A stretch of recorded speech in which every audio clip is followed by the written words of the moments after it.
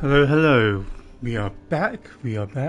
For Sleeping Sundays because somehow I always do these on Sundays now, even though I wasn't sure before. Um, I'm going to experiment with splitting the streams into two as long as there's no audience for when I upload, and then we'll see how it goes. So this is going to be weirdly shorter than the other episodes, but there might also be a second stream today. So let's see how it goes. Last time I was confused because I couldn't figure out why I wasn't getting any new things. It was because I didn't just wait the day out. I'll break you open if I have to. Even though there was something I figured out. I figured out that the driver wasn't in the time loop already, but I didn't do the specific thing that, kind of gets dialogue up. So that was a bit annoying because I had already figured it out. Yeah, keep waiting. And I'd front-loaded most of this dialogue, so I'm probably going to be reading it less. Time passes, but after a minute or two, you notice. Riley Anderson, she leaves. Right. The woman seems to have lost the battle with the vending machine. She left the motel and drove south. You can't help but wonder where she went. Wait and see what else happens. What you are doing now is exploration in the fourth dimension, and you're doing good. You're pretty certain you know everything that happens before this moment. You keep it all in your mind. The woman leaves the vending machine at 8:08 p.m. The man from room 5 enters the reception area at 8:12 p.m. Let's see what happens next.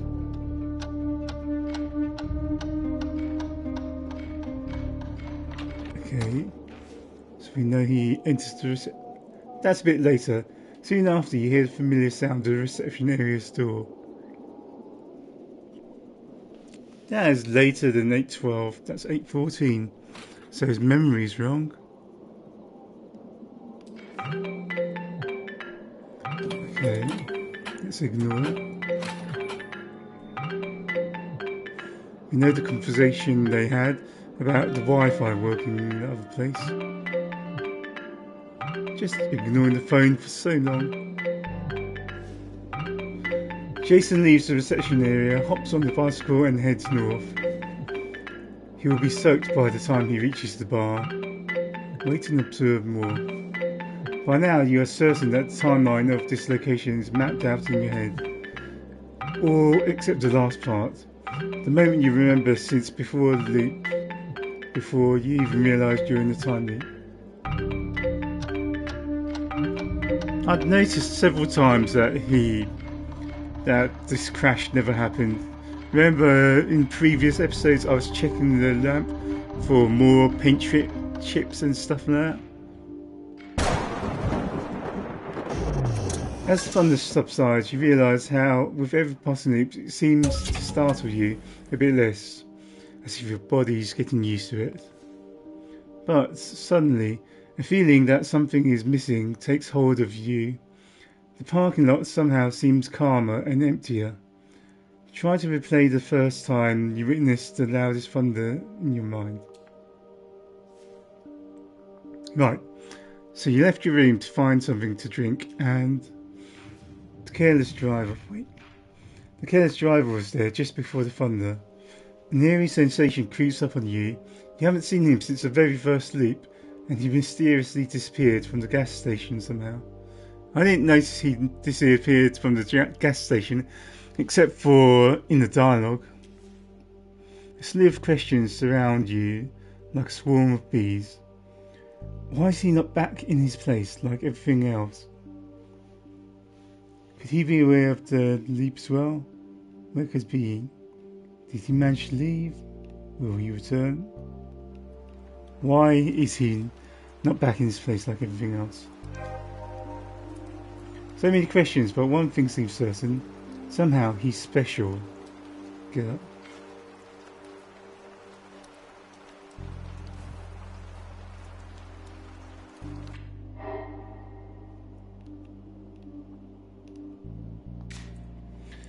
Right, the CCTV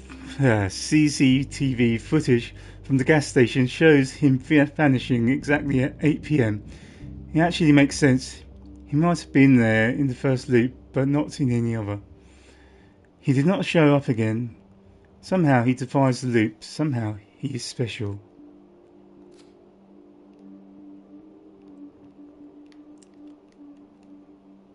Riley Anderson. She leaves the motel at 8:08 PM.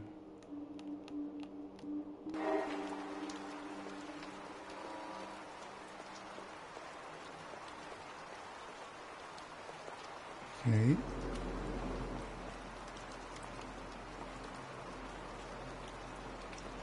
Can't I go in back in there?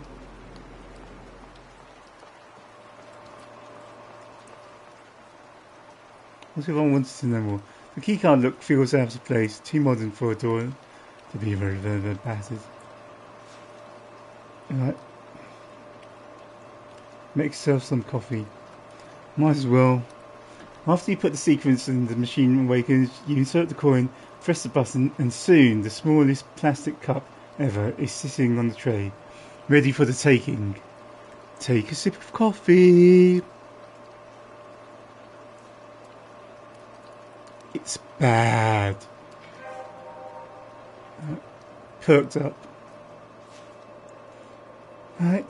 The battered machine seems to be decades old, except for a newly installed comically large reddish button. Press the reddish button. Take the bottle of water. Okay, let's drink it. Take a sip. Okay, that's a weird sip. The label on the bottle reads Cold Destiny. Refreshing.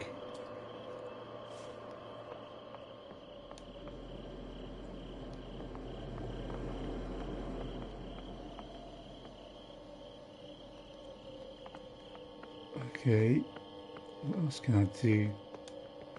Just wait the loop out.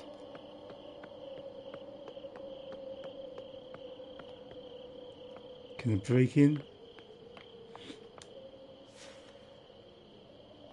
Knock.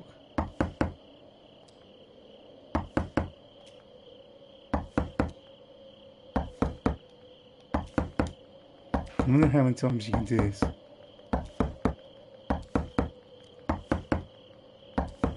Penny? Penny? Penny? Leonard? Alright. Let's just ignore that for now.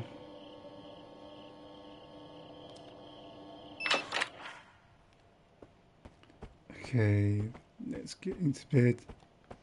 Move that. Put the suitcase away.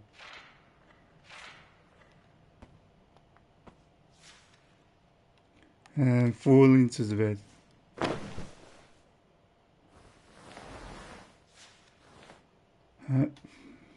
Mess around with your phone. Okay, until the loop ends. It's just a few minutes. Squish them all. Squish them all.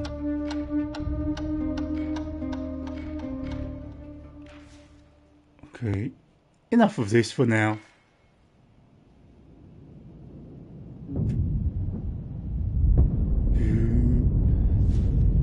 And close your eyes.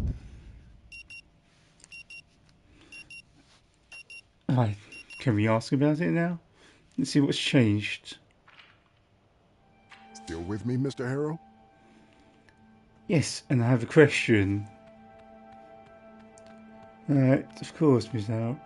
Now that I think about it, you go, well, actually, you'll have to wait until next. What the hell?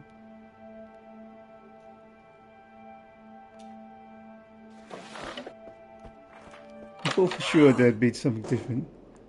Alright, let's talk to her about Frank missing. Give me my coffee, you jerk! Maybe I can help. Sure. Give it a go. Wow, Okay. nice. Wait, am I really going to wait?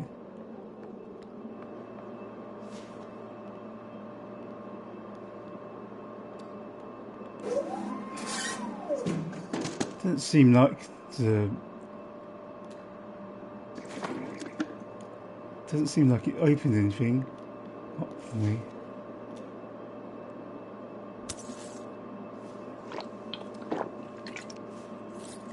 Alright.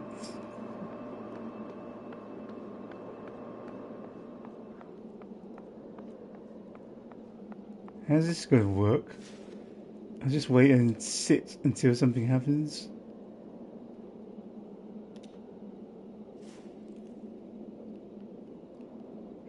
Okay, it's not even going to let me wait.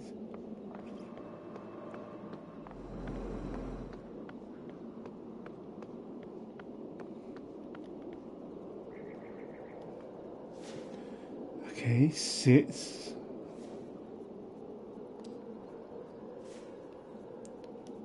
Okay, it's not in it. How did I miss the waiting thing? I mean, it's not going to let you waste time.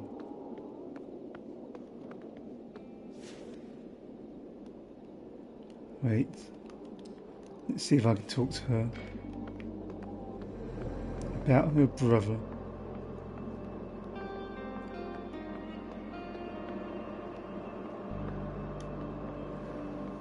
Right, here we go.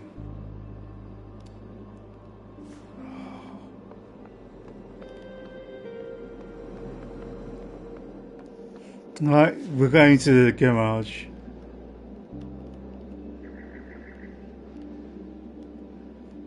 Wait. Drive south, I guess. Why is this not saying?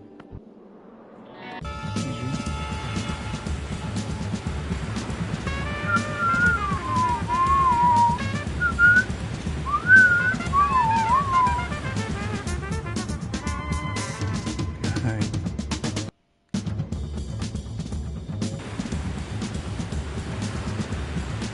Who knows what they're doing?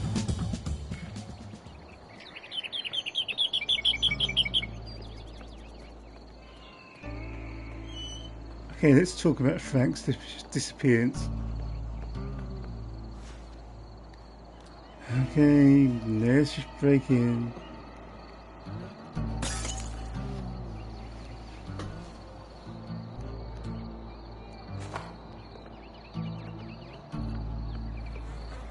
Where's CCTV footage?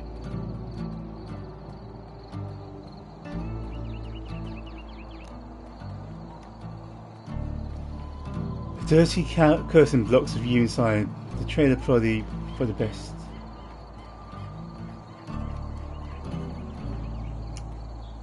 It reminds you of your mind, sometimes better left alone.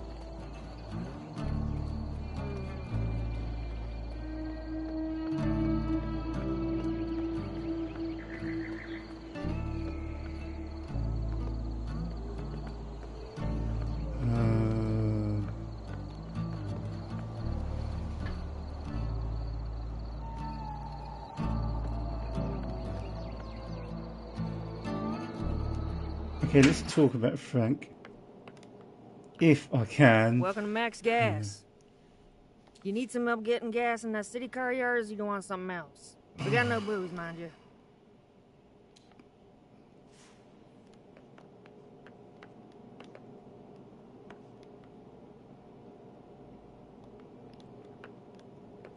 I was really hoping that something else would happen.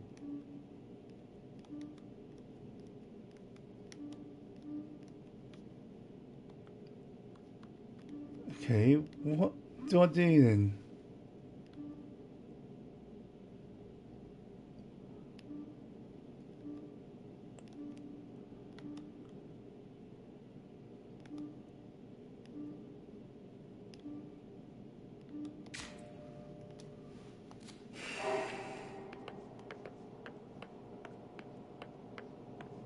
I guess I'll wait for the conversation to play out here.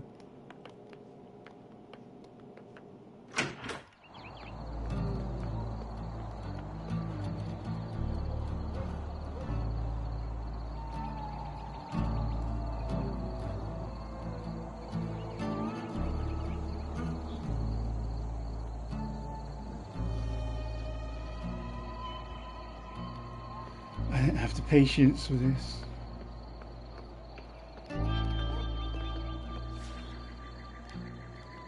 Okay, what happens if I continue driving south then? Oh yeah, remember, it's going to be the graveyard. But...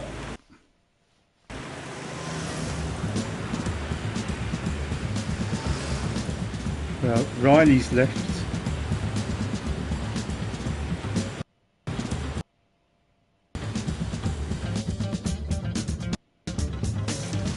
And I'm really not going to ask anybody about Frank.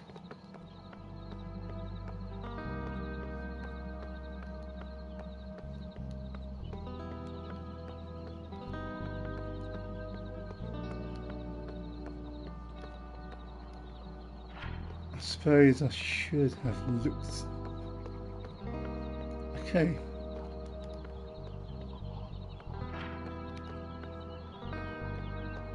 This is slightly annoying.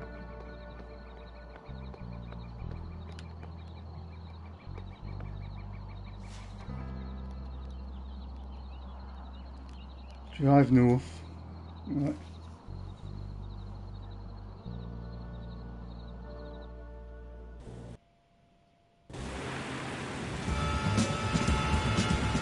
What am I going to do? Right.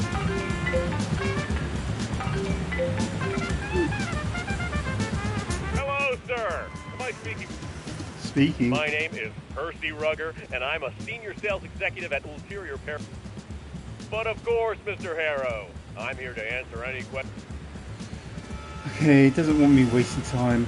Whatever. Good looking out.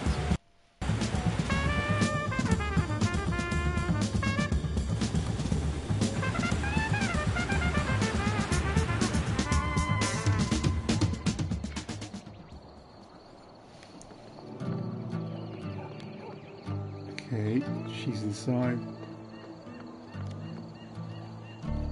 Nah, there's only one road out of here. He couldn't have driven off without me seeing him. Hold on, I'm calling. She reaches for her phone. Already tried calling him, Max. No use. She nods at her but proceeds with the phone. Yeah. Pity. I was hoping to catch him at the motel before I head out. Oh, where are you headed, by the way? Vacation? Nothing like that. I quit at Coral Destiny. Wow, really? She got fired. Yeah, I just need a change. Ugh, thought you'd never leave. I didn't think I would either, but here we are. Anyway, I'd rather not talk about it. I Understandable. just wanted to say goodbye to Frank before I leave. You know, we've been at odds lately, but I hoped... The sentence trails off, leaving the thought I unfinished. know. He's not at the motel, he's not here, so probably drove to Bothwood. Both would.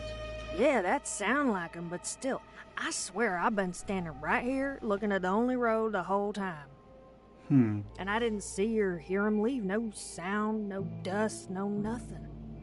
I went outside about an hour ago, maybe half an hour, talked to him. He was fixing to need his car, and his blue pickup was still parked there.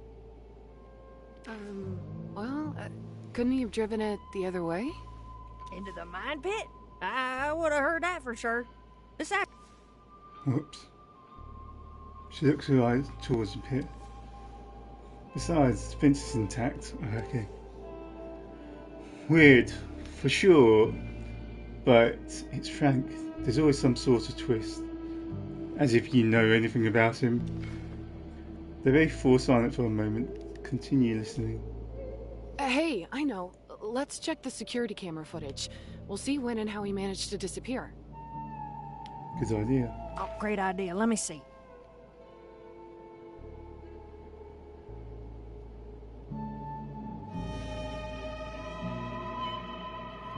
Need admin access to rewind.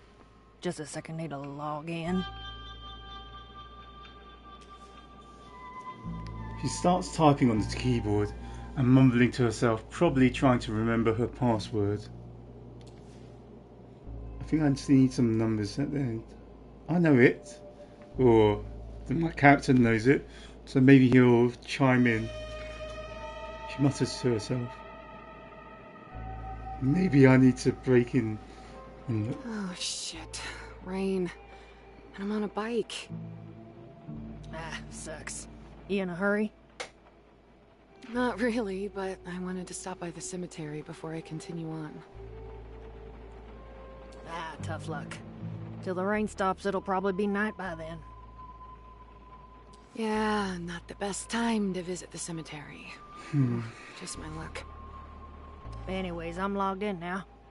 Want to come behind the counter? Oh, wait, I'll just angle the screen so you can see it. No need, I can see everything fine from here. Right. No need, I can see everything. No need, I can see everything fine from here. Alright, let's rewind. There he is. Stop. It says 7:55 p.m. That's only half an hour ago. The careless driver and his blue pickup appear on the screen. Let's fast forward a bit.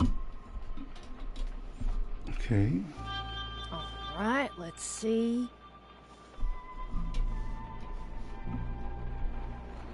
Alright, let's see. She fast forwards the video for no longer than a couple of moments, and the careless driver, as well as his pickup, disappear from the video. Wait, what? He just vanished. I know, weird, right? What have I told him about the time leap?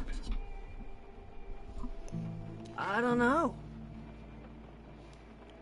There's no way. You must have misclicked or something. I didn't. Look, it says 8 p.m. right there. Go back a little. Maybe we missed something. Okay, let's go back. Let's go 7:59, back. and there he is again. She pressed the button.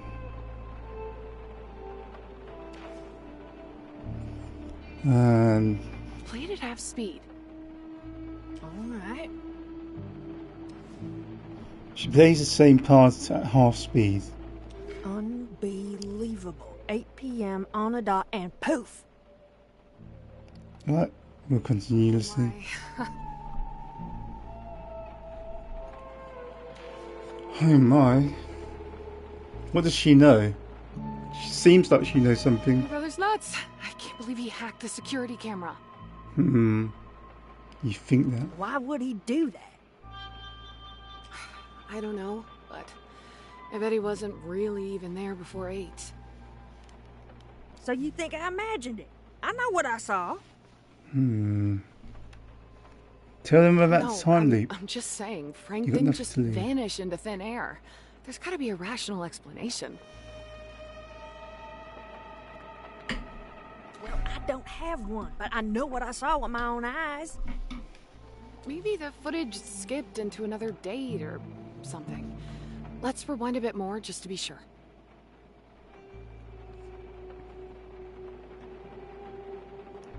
Alexa, mute.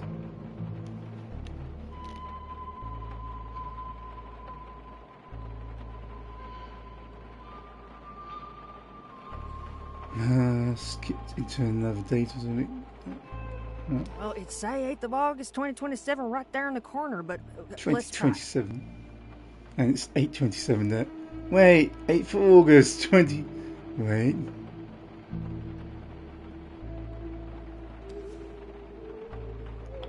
Eighth of August, 27, 8:27. Look, 7:41, and that mirror right there as I remember it. I stepped out for some air, asked Frank how he's doing. The clock on screen keeps ticking backwards. Around 7:25, Jason Burns briefly appears in frame, walking out of the gas station in reverse. Wait, who's that? Just a rando customer dropped by to ask something. No idea who he is. The rando customer. She's stumbling over her words. Is she hiding something? Oh, all right. You look kind of familiar, but I must have mistaken him for someone. Well, anyway, I don't get it. Frank couldn't have just sunk into the ground. Maybe he did. I'm telling you, something strange is going on here. You know, my dad has been disappearing from our house lately. What, Walter too? Well, not like this. He just somehow escapes the house while I'm at work. That's insane. Doesn't it freak you out? He's not there now. Well, he usually comes back on his own, but he never tells me where he's been. And I'm bloody worried something might happen. He's 86 after all. Son's not looking or watching or caring that much. Oh, well, of course you're worried. That's crazy. Yep, he's done it again today. I asked Alex to look for him, but he's too busy with his project to leave the house. So as soon as that roadblock is down, I'm gonna close here and go look for him. But how does he exit the house on his own? I don't know. We got a fancy new door, we boarded up the windows, but it doesn't help. Pops has a secret way of just disappearing. Alex has some theories. Okay, so secret exit. Don't get me started on Alex and his theories. Yeah, I know. But Frank disappearing like this? Even Alex would be dumbfounded. She looks towards the screen. Come on, it's not some paranormal thing. Frank's messing with us. I'm sure he's swapped the footage or something. Even if he swapped the footage, how do you explain he's there at 7:59 and gone at 8? I don't know, but it's the only thing that makes sense. I've known him all my life. He's up to something. Still continue listening. Brothers, right? Always pulling something. Yeah, no kidding. You never know what you're gonna get with him. And somehow they always manage to get away with everything. Tell me about it. They drive you crazy, but you can't help but care about them. Right. You try to look out for them, but they never listen, yet they expect you to be there when things fall apart. True. To be fair, Frank was there for me for 7 long years after Mom died, when we were living at the motel. Okay. I was a difficult teenager, let me tell you, so you have to give him that. But ever since... She falls silent for a moment. Yeah, it changed him. You know, he's a good mechanic, but lately it's been a pain working with him. Pain. There's no such changes with Alex. He's been the same old lunatic he's ever been. A few more wrinkles, a little less hair. That's the only changes I see in him.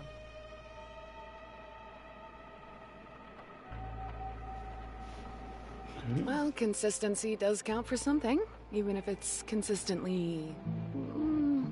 chaotic.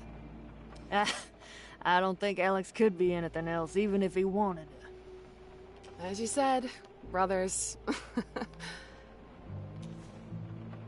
Well, family is family. Maybe it's on us to figure out how to accept them for who they are. Yeah, I don't know about that. When someone crosses my lines, I, cut them off. Maybe that attitude is why a hot girl like you don't have a boyfriend. flattery and negging. It's definitely not that, trust me. And I'm far from being a girl, Max. She laughs nervously. Oh, come on, take the compliment. I'm 9 years older. I wouldn't complain about being called a girl. I don't think that's what she meant, but okay. So, what's the reason then? I just haven't really been looking for a boyfriend. That's an assumption on Maxine's part. What about you? Anyone special? Whew, I wish. If only I could have found someone decent and respectable. Pops would be so proud. But living in a kind of random abandoned place like this? She tries off suddenly, leaving an awkward silence hanging there. Hey, do you ever look back on something you did and wonder if you were wrong? Even though you thought it was the right choice at the time? All the time. Well, I keep asking myself if I made a mistake every day since I quit. No, not like that. I mean, something bigger. She frowns. Bigger than uprooting your entire life? I don't know. Feels like I'm already free-falling as it is. I mean, something you'd rather people never know about, even if you had good reasons. Interesting. Yeah. Sometimes it feels does like have the the truth secret. does more harm than good, but keeping it quiet for too long, that's tough, or at least for me. Maybe that's why I'm running now. Feels like freedom, leaving it all behind, but sometimes I wonder if I'm just avoiding facing some things head on. Yeah. The voice is quiet, almost a whisper. They're speaking some heavy stuff with a random customer behind her. He's it one. They both fall quiet for a moment. This is just weird. I think the rain is letting up. Hope it'll stop soon. Hey, do you sell those little croissants? You know, the ones I think I filled see with them. stuff? 24-hour butterbloom choco? No, the ones with the vodka-flavored cream or something. Vodka flavoured. Oh. Oh, these. She points to a package of mini croissants on the shelf. Ah, yes! How much are they? $9.89. Here. Anyway, I'm glad we ran into each other, even if it was just in passing. Yeah, everyone's leaving one by one. I get it, though. Yeah, Who well, else is left? people change, things change. New faces come eventually. Perhaps, but it's not the same. Us K's, though, we were the first to arrive, so nothing could convince us to leave. I just hope we don't die out soon. It's possible between you and your brother. You won't. Don't worry. I still don't know what to make of Frank vanishing just like that. She looks at the monitor. Continue listening. I think I've heard this part already. Stop listening. I need a refresher. I know. It's weird. Gotta admit, something feels off. Wait, I just have to see it once more. Okay, this is where I came in last time. She starts fiddling with footage, playing it forward and backwards every time. As soon as the timestamp reaches 8 PM, the careless driver and his pickup completely disappear. It's no use. Won't find anything new. You're probably right. Oh, the rain seems to be stopping. I won't keep you any longer. Have a safe trip. Thanks. Bye.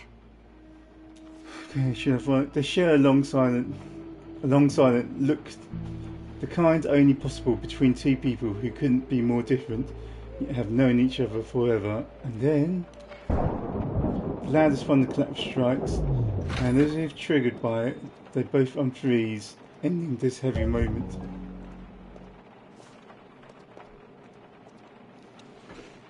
Okay, do I follow her?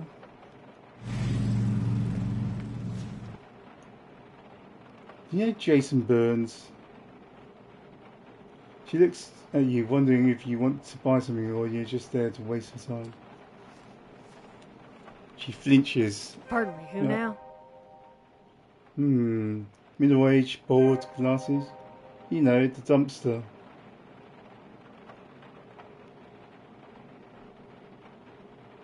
He was here today around 7:30. Right, that's who was talking to Frank then, the rando customer.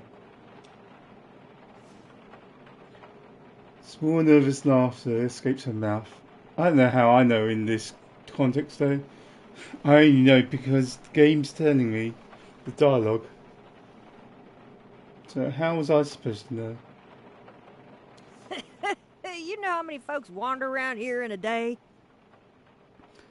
Come on, everyone has heard of the dumpster around here. It looks to give you a good curdled milk, like you just dumped something in protest right in front of her. Listen here, I don't know this fella, don't know him. End of story. She totally knows him, and he's the customer.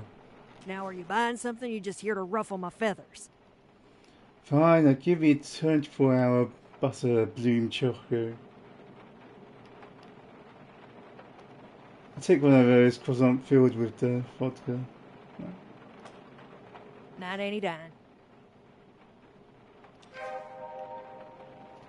Well, it's a pretty emotional response for simply not knowing who you are talking about. Something's going on here and she's hiding it.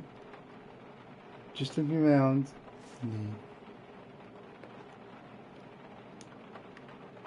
Can't even eat it. What's this?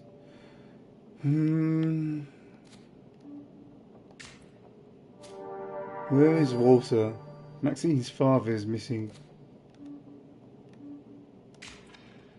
Enter the Canyon Ranch. There must be a faster and less painful way to enter the house than breaking the door each time. You heard Walter has a secret way of exiting, so there might be an alternate way to enter it too.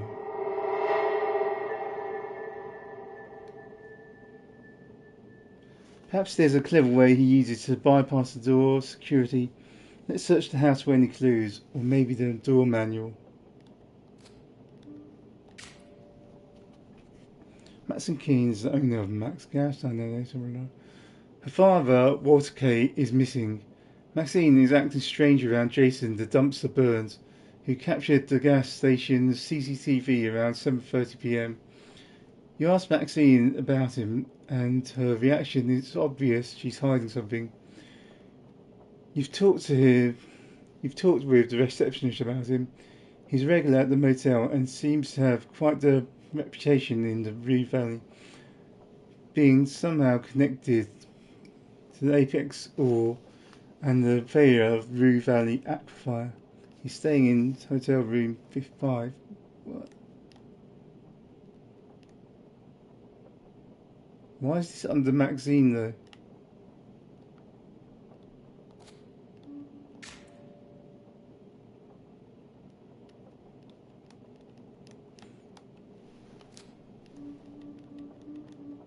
It's a weird place, right?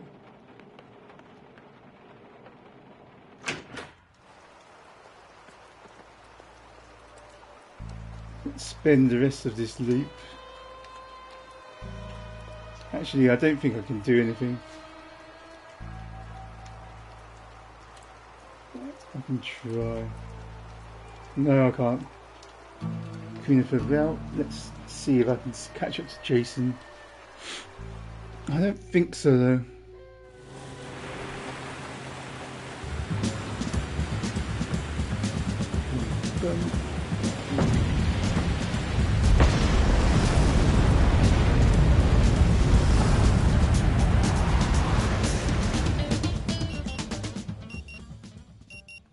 We exploded.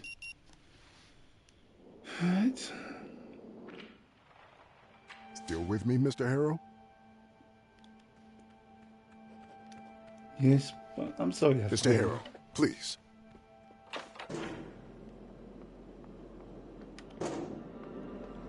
Spit it out already! Here we go to the K Ranch.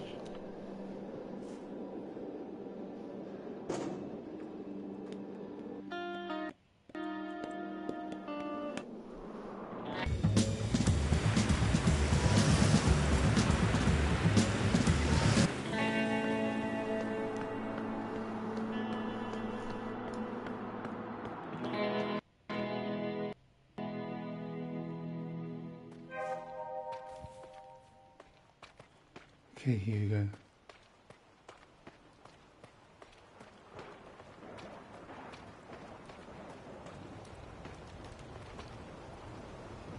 Caves have stopped tending to their garden. The shed is full of discarded tools. That's the only entrance I see.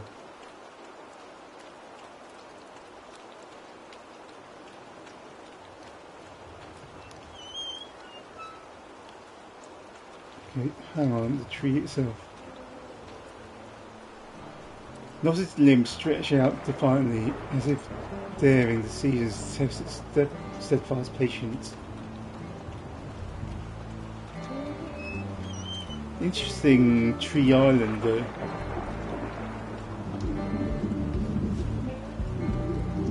Break into ranch house, breaks into the house again.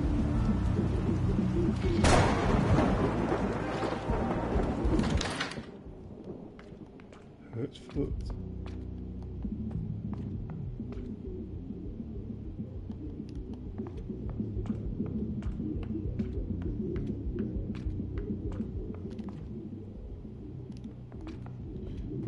Okay.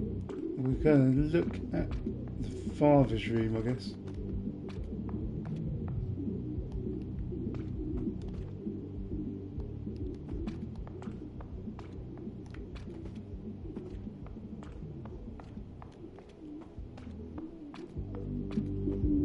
Maybe not. Maybe I'll look here.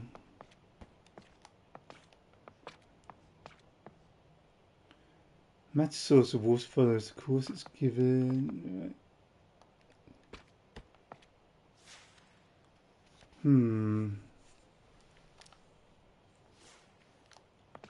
That's nothing new.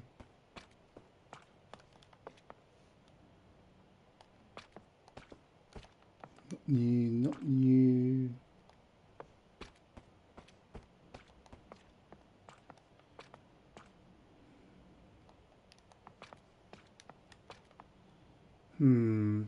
Discovered on that.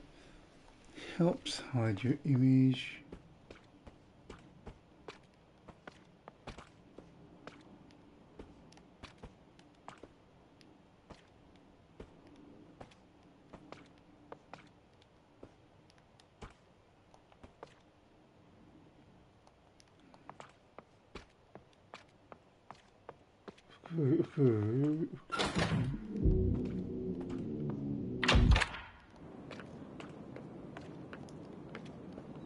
If I were a secret entrance, where would I be?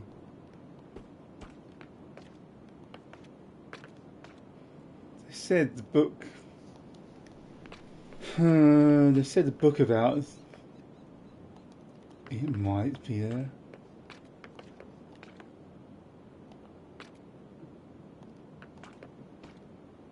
Wait, why did it say at first glance?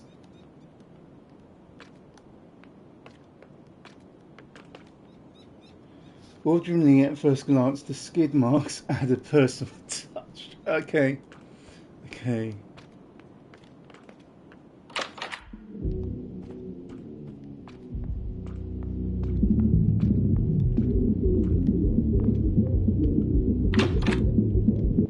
This is his bedroom, right?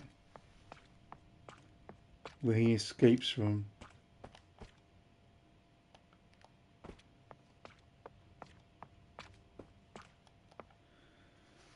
Tool case gleams, but the pendulum hangs still.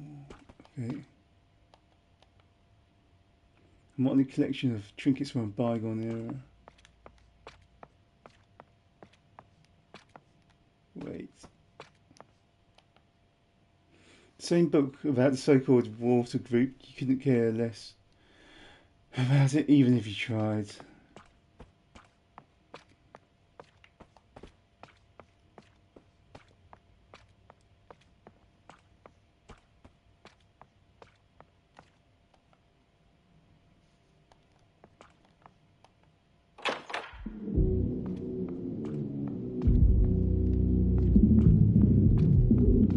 Maxine room.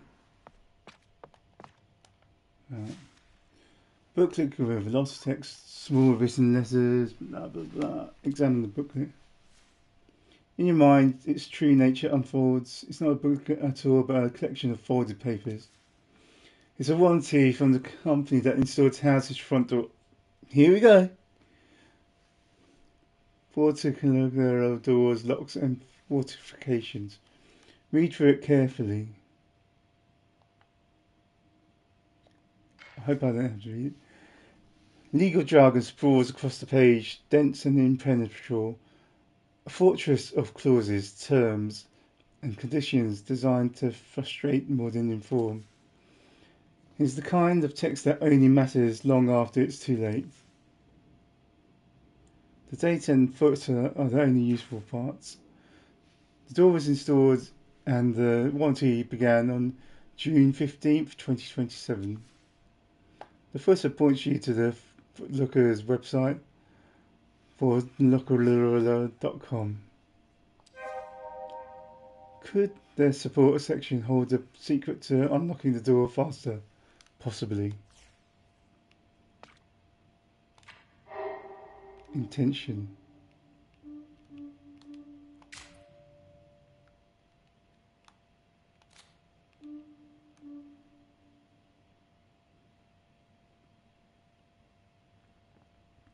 Perhaps it's a clever way to bypass door security.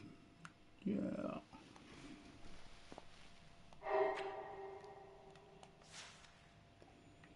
Wait. Find a faster way to enter the K house. Go to there. The search leads to the official website of the door's manufacturer.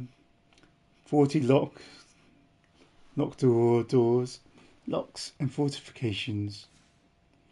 You're greeted with a blurry animation of door closing, followed by the sound of numerous locks clicking into place. The screen transitions to the homepage, which cleverly resembles the doors from the intro. The logo's 40 lock door prominently dominates the upper part of the screen. Along the left side of the screen, 4 distinct locks are arranged in a neat column, each one serving as a button. Right.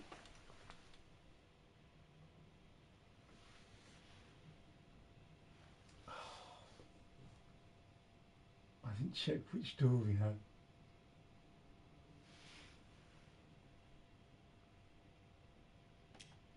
Tap the padlock. The padlock opens the right side of the screen, transitioning into a story about a family-owned business that's grown into an empire. The story accompanied by a series of pictures from both past and present, showcasing the company's journey and achievement over the years. As you scroll down the page, the company's motto, "We keep the good things in and the bad things out," follows as you read. I wish I could easily keep the bad things out of my life this easily. Wait. Now that's a good motto. I prefer to keep all things out, good or bad. There we go. That's what wars are for. Tap the combination lock. Tapping the icon makes the keypad flash. 1111 hashtag. And the right part of the screen transitions into a big catalogue. Right. You see resident security, even smart doors, and countless handles, peepholes, and other accessories to customize your selection. There's also a special offer category featuring a limited series of handcrafted doors. The description states that these doors are specially designed to prevent ghosts from entering the house. These unique creations were developed in collaboration with the famous ghost hunting TV show. Tap the classic lock. Right. A key appears and opens the lock, transforming the screen into the support and FAQs section, which resembles old-style form.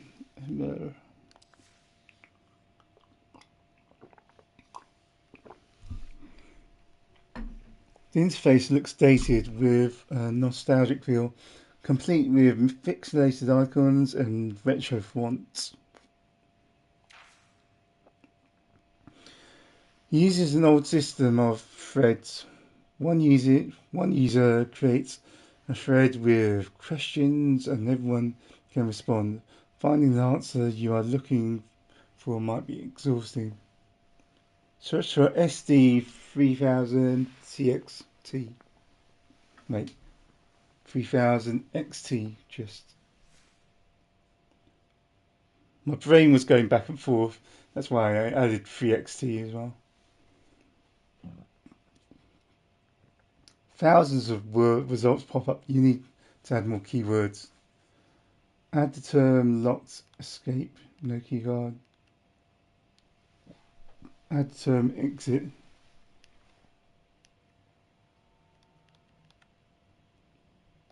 Exit. There's still hundreds of results. Better add another keyword. Escape. The shortlist this shortens the list of results, but it's still too much hassle. Add the term no keycard. Finally, the results are filtered down to a few posts, and luckily one of them seems to be relevant. The subject reads, "Need help? Dad keeps getting through a locked door." Open the post. A user named Max86 writes about an issue with her father, who's suffering from dementia. They installed a SD3000 XT door to prevent him from leaving the house unattended. However, he keeps disappearing from the house, even though the door is locked and unattended, and he has no key card. They even barred the windows on the ground floor, making it impossible for him to leave that way. It can't be. The father refuses to explain how he manages to exit, leaving the family puzzled and seeking help to understand how he gets out without being seen. Technical support offers a generic solution at first. Check the card reader's power source and try turning it off and on again. The original poster answers that they checked and did a reset on the device, but it keeps happening. Other users join the discussion and post solutions or ideas. As you read through the pages of the thread, you see it slowly dissolve into a quagmire of arguing between users, stale memes, bot posts, trolling, and occasional warnings from the administrator. It's kind of a weird feeling that bot posts are factored into the game now. Like, it's becoming so common. And this is set in 2027 as well. You'd rather not read all of it. Let's check the last page of the thread. Yes! Let's read the last post in question.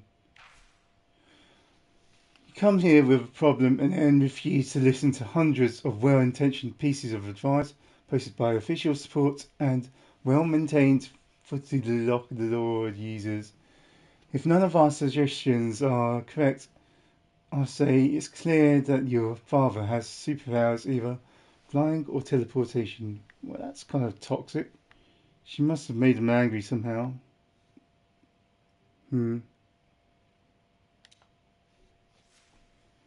Perhaps you could search inside the thread for possible answers.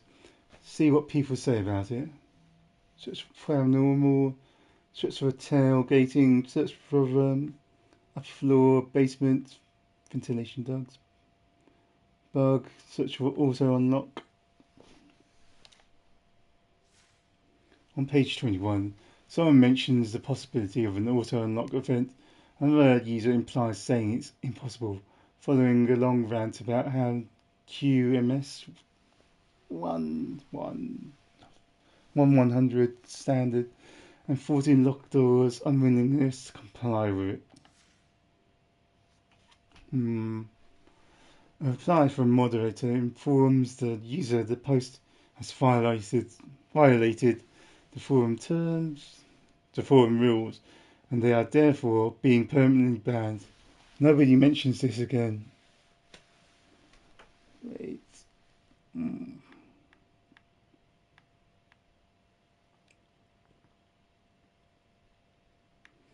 Search for bug. A post on page 31 mentions the possibility of a software bug contributing to the door being opened. Once again, a reply from the moderator informs the user their post has violated forum rules and the user is permanently banned. Alright. Search for brother. On page 11, someone brings up the rest of the family. Max86 replies that her brother is the only one with another keycard, and he, of all people, would have no reason to let the father out. Still, some of the users prod the original poster to double check. Maybe her brother's playing for her for reasons known to him. Search for upper floor. On page 21 of the thread, you find the posts with a suggestion from the user Bungee for Life that the father may be jumping through a window on the non-boarded upper floor. The administrator appears with a reminder that the company is not liable if someone's injured in the process. The original poster replies that the windows on the upper floor are too high and the father would definitely hurt himself if he tried to jump out. It's a dead end. Let's try something else. Alright. Search for paranormal. Why not? On page 62, someone mentioned the anti-ghost door that you've read about. The discussion descends into a clash between haters who claim it's all fake and fans of the show who defended it. At one point, Max86 reminds everybody that her father is still alive, so whether the door is ghost-proof or not is not a factor. Search for basement. It gives no results. I guess nobody thought of that. Then again, they probably barred all the windows and exits in the basement as they did the ground floor. Search for tailgating. What? The search results yields a post on page 15 about famous magician Henry Doody. I said Doody. Who used tailgating to gain access to many places. He mastered walking silently behind people entering or leaving locked buildings and waiting for the right moment before the door closes to slip by unnoticed. Other users replied with news clips of videos showing how he did it. Impressive. Fake. We're cynical. Fake. Alas, the original poster answers that they closely monitor their father when they come and go. Always ensuring the door is closed behind them. No solution here. Search ventilation ducts. And I thought about this, but I thought, no way. Post asks about alternative routes out of the house, suggesting that the father may be using ventilation ducts. The original poster, Max86, explains that they live in a really old house which lacks such modern structures. Another user, SecureFeek, replies that the lack of certain modern structures listed in attached files may lead to a number of hazards. His next post is an ad for a construction company, Secure North Builders, that specialises in renovating old houses to meet modern standards. Of course. Always hustling. You have exhausted all search ideas and you're no closer to the truth. Perhaps the official support was right. This is about water, not about the door. Perhaps he is becoming a ghost. Perhaps his superpowers is knowing how to jump from the upper floor window without getting injured. Unlikely. Wait. Whatever the case, you should try to find a way to learn more about this past disappearance. His past police records could be a good place to start. Well,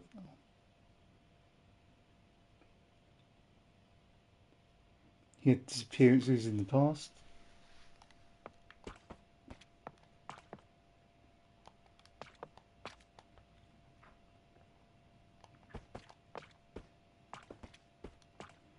Guess she's even older because it's 2 years in the future.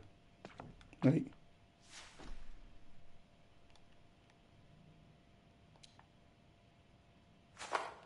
I don't know why. Maybe it's hidden. Okay, police records.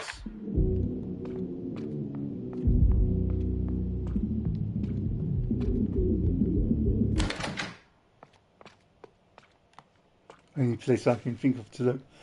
A metal cabinet full of dust and documents belonging to the late Philip K.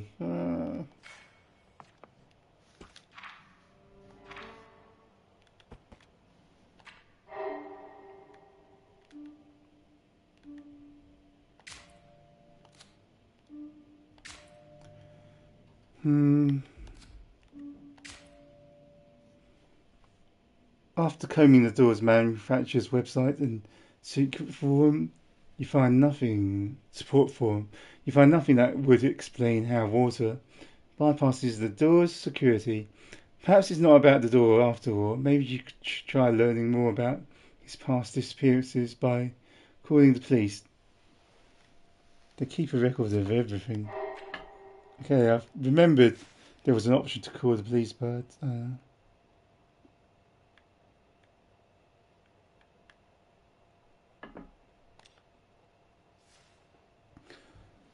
both Wood Sheriff's Department, Deputy Sheriff Cody speaking. Right. Both Wood Sheriff's Department, Deputy Cody speaking. How can we help? How can we help? That. The man sounds bored out of his mind, like he just interrupted his hour-long stare at the ceiling cracks. I want to report a missing person. Right.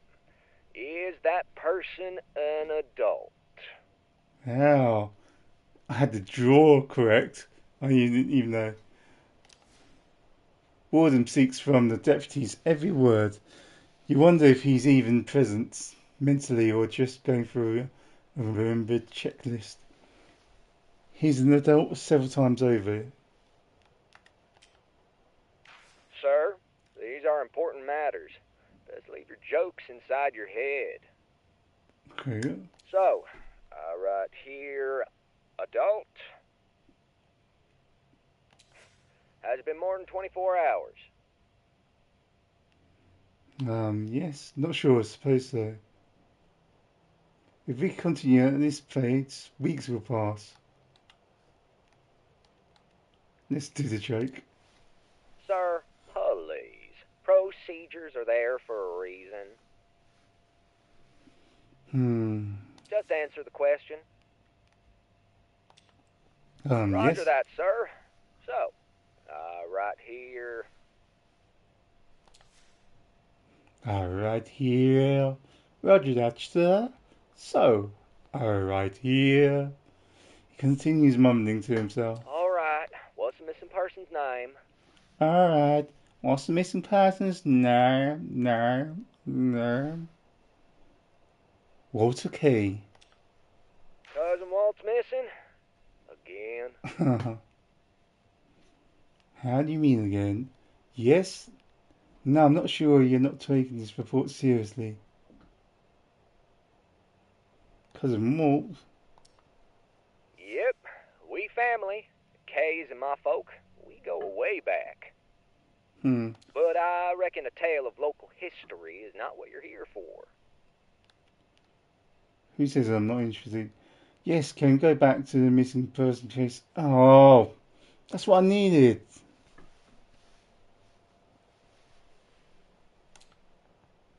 Sure.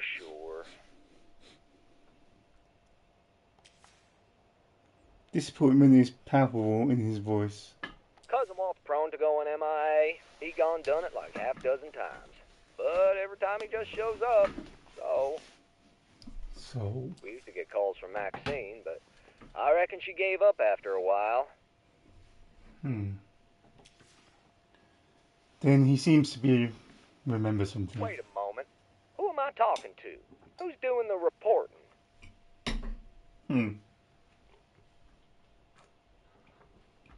I would rather remain anonymous.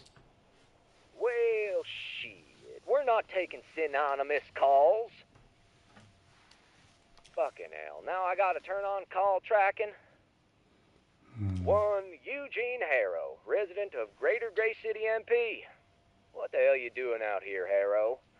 How do you know Cousin Walt? I'm just a concerned citizen. I just want Walter K to be found. As I've said, Cousin Walt's gone missing before, but every time he came back under his own horsepower, alive and well. But I'll do you a solid and file this missing person report. Okay. Thank you for your services. You're utterly incapable of doing your job. Why do I even waste my time with this? Thanks for nothing. Thanks for nothing. Reminds me of my friend Sarah, who was in The Inheritance, and that's how she left. You're utterly incapable of doing your job. Sir, it's your right to claim whatever you want. I'm just following procedures. Goodbye. That's it, the line is dead.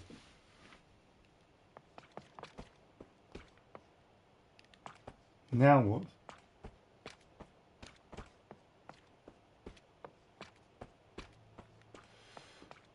Okay. Do I try again next time?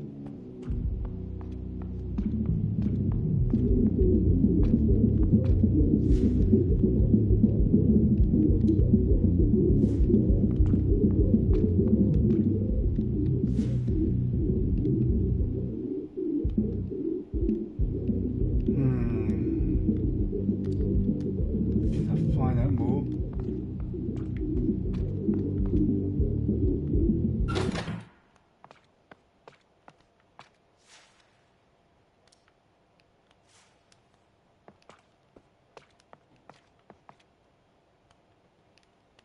Can't leave through there. Can't leave through there.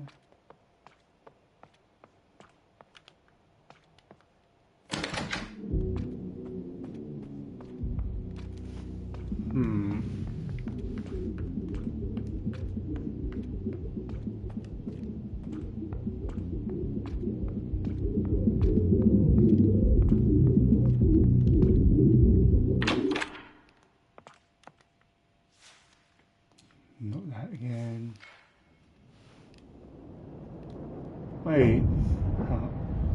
Time actually passed. Wow. Never experienced that before.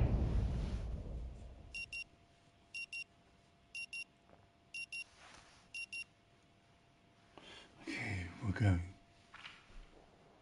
Still with me, Mr. Harrow? Yes, and I have a question. Now that I think about it, you can wait until the next session. Actually, Come on, you thief! I'll break you open if I have to. right. Let's ask. Orham Sheriff's Department, Deputy Sheriff Cody speaking. How can we help?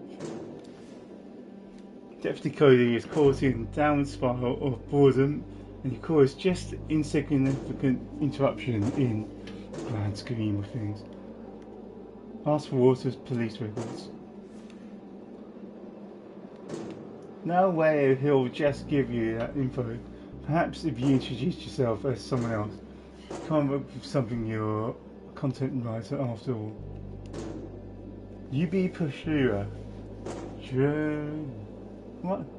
Gerontological social worker.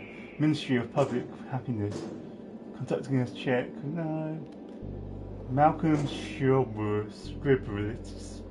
Scribblets. But calling about a record audit to ensure adherence to the regulatory stationery requirements. No. Deputy Cody Jack Johnson Lawson, private investigator, assistant Crick. Nurse Nightingale from Golden Age A care home for the elderly. I'm trying to assess the mental well-being of the client. Okay. Let's say Deputy Cody, well. Deep breath, pal. Everything's under control. What? So, what's this all about? You can't be sure whether Soul's alive, well, or if this guy's bored out of his mind that would indulge you, even if you told him there is no invasion going on from outer space. I suppose you're waiting aware that Walter K is missing. Walter K? Cousin Walter K? Mister, I've to inform you that Walt's... Stop him. Disappeared many times before, I'm aware. Right, and Walt always comes back on his own. Maxine even stopped calling the sheriff. It's hard to find Walter K and we'll do it. It's scary that you're just willing to wait until the man showed up dead or alive. Mr. K is quite old. Even a simple fall could endanger his life.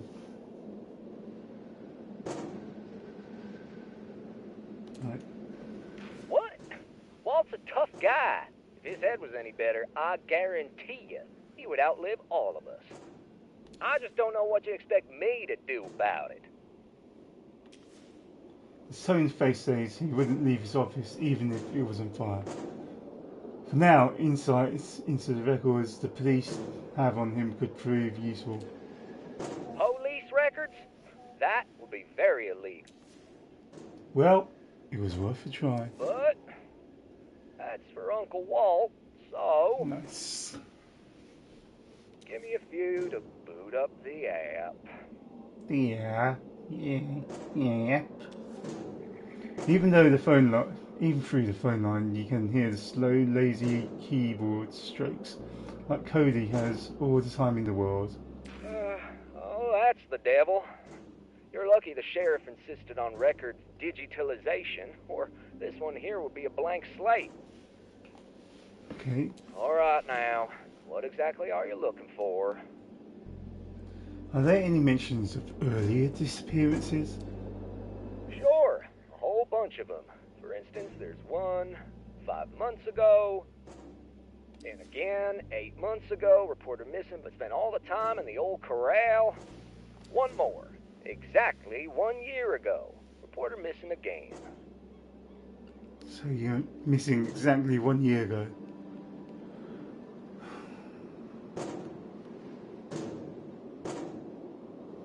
Any older cases? Yeah, sure. Let me scroll down a little. Had to go all the way back to 91. Phew. Cousin was a model citizen, seems like. And even that report from 91 is only for public intoxication. another from 89 when Apex Orr accused him of inciting violence at a rally. There's also a report from 88, brought him in for questioning. Right. So is there anything there about disappearances?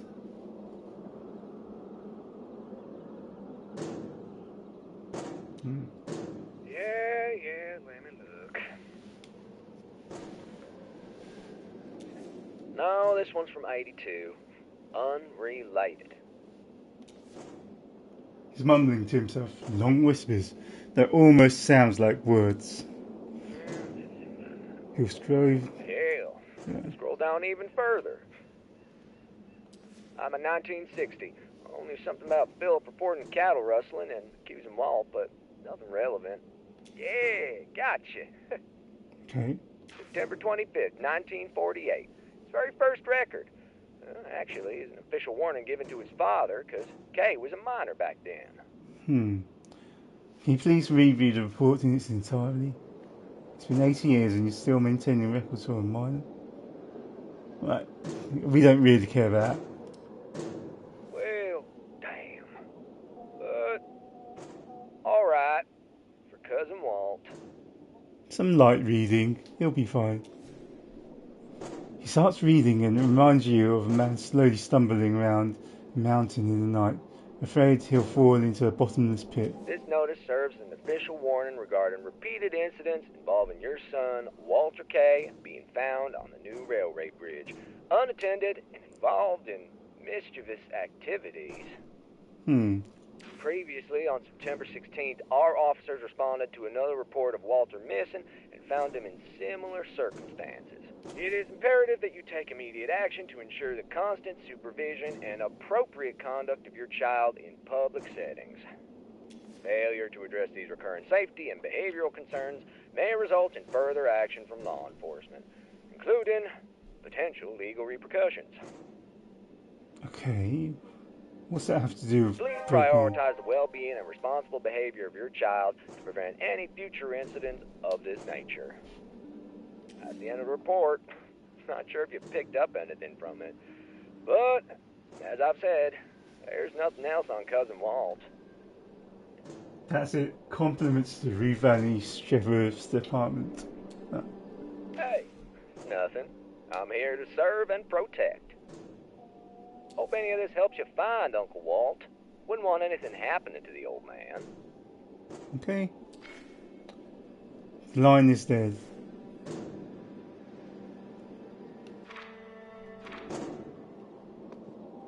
Okay. How does this help? Most records show he used to vanish out of the house, even as a child. The earliest formal recording issued 1948. The house is full of old belongings. Maybe there's a chance of finding some relevant documents from that era. Well, we're going to the cave ranch then. And breaking our foot again. Imagine knowing the pain you're in for each time loop.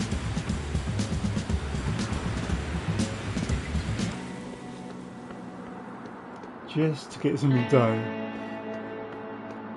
I mean, that's why I can't find time loop games fascinating. Because it's a stand-in for struggle.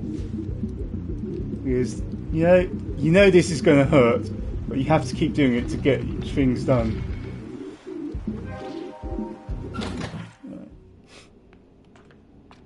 Ouch, ouch, ouch, my foot. Okay. A mess cabinet full of dust and documents belonging to late Philip K. Found with documents from 1948. There are hundreds for bleached or yellowed papers set in folders from each month of the year. Reading them all would be a colossal undertaking that would melt your brain and have you admitted. Right. Wait, you already admit it. Kind of. I'll just use my skim read through to quickly identify which documents are really worth looking into. Good idea. No one can read or write as quickly as superficially as a content writer. January is filled with accounts, bills, financial records, and other bookkeeping stuff you have no name for. Nothing of interest next month. February is the same. But among the accounting documents is a letter from the head of Walter's elementary school. Skim read it and look for anything related to disappearances. Something about a fight concussion and the need for Philip to talk to Walter. Nothing about vanishing. You're on a skip to the next document. Still, you never know. Still, you never know. It's a personal letter written on an official school stationery, and school principal is writing as a friend of the family. Turns out Walter has beaten another boy blue just because he insulted Walter's grandfather. The principal promises he'll make sure the case is not investigated further, but urges Philip to control Walter's wild side. So much for Cody's model citizen carry-on browsing. Right. Flipping through the folders and papers under March, you find the most contracts about selling cattle and other bureaucracy. However, your trained eye catches mention of a Walter in what looks like a financial report. Better safe, read the report. I'm not reading a financial report, hang on. Nah, let's read it. It's a complex financial report with charts and graphs and accounting, tables, and you can't grasp all of it. However, there is a conclusion below and it is written in plain language for a change. In short, K Cattle Company is doing business at a loss, a severe loss. You kind of knew that. And below the conclusion is a type in typed handwriting. Will Walter and I inherit only dust from the old man? Nothing about disappearances, though. Read on. As you open the April folder, another cloud of dust spews forth. Document by documents, but nothing of interest. Next folder is from May. But you wait, look at the time. The loop is about to end. Impatient, start browsing fast. Find a faster way. I guess I have to go back in here the next loop. Start browsing faster. Nope, the time you have to go back here next loop.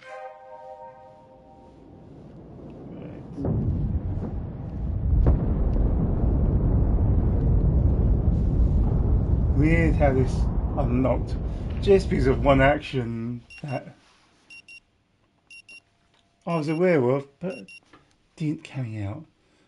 Need to remember that for the future of the game. Still with me, Mr. Harrow? We're running. Mr. Harrow, please. Okay, what's this? The loop ended before you found anything useful in Philip's archive. You should go back and continue the search. I'm trying. Give me my What's coffee, happening? you jerk! I don't know why that took so long. Spit it out already!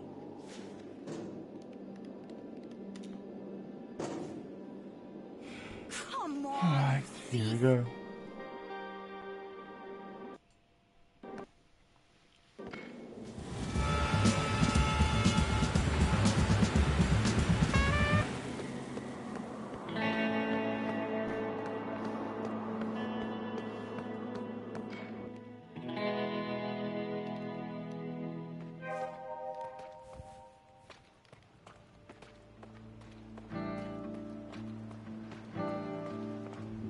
Breaking in.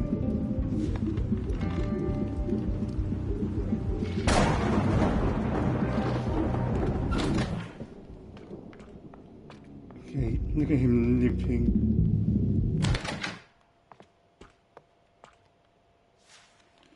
Find a faster way. Yep. Document by document, but nothing of interest. Next folder is for May. Philip has archived a copy of the letter he sent to his father that mentions water. Wait a second, why would he archive and save a copy of the letter he sent to his own father? Well, he seems to have been a very organised man. What paranoid freak. Let's just skim through it. Many such cases, let's read what it's about. Father, I've done extensive calculations and our company is done. There is no other conclusion. Please accept and sign the enclosed offer from General Meat to become partners before it's too late. If you don't want to do it for your own empire, do it for your little water, your own blood. What? Your son, Philip. What was that? Maybe it's programming language. The tone of the letter suggests some bad blood between these two. Carry on. You open the folder for June. June has very few documents compared to the other months, and none of them very interesting. Alright, next up July. And a veritable sea of other documents. July has a letter from Maynard K. to Philip. Why are they sending letters to each other through the postal services? Aren't they living in the same house? Read Maynard's letter. Has to be code or something. Philip, I'd rather die than pander with them scumbags who work for destroy everything. Who want to destroy everything I work for. To actually even consider it tells me you're no son of mine, now a true K. Unlike Walt, they'll tell me it skips a generation sometimes. I'll consult my other lawyers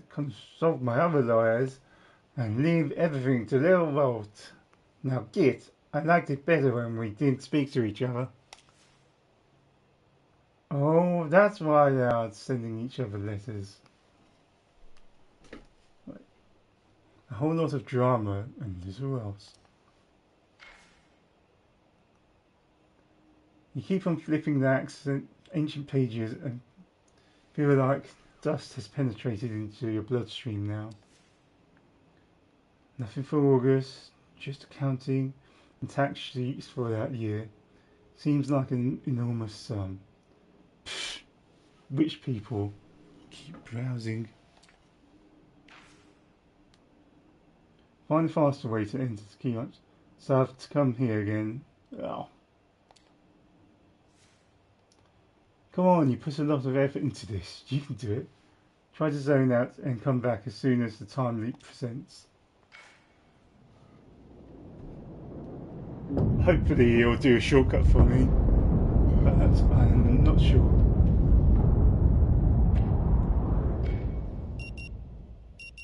It didn't. I guess it wanted you to feel the effort of doing it every time. Sorry, Doc. Got to be somewhere else as soon as possible. Wait, it did shortcut it. Nice.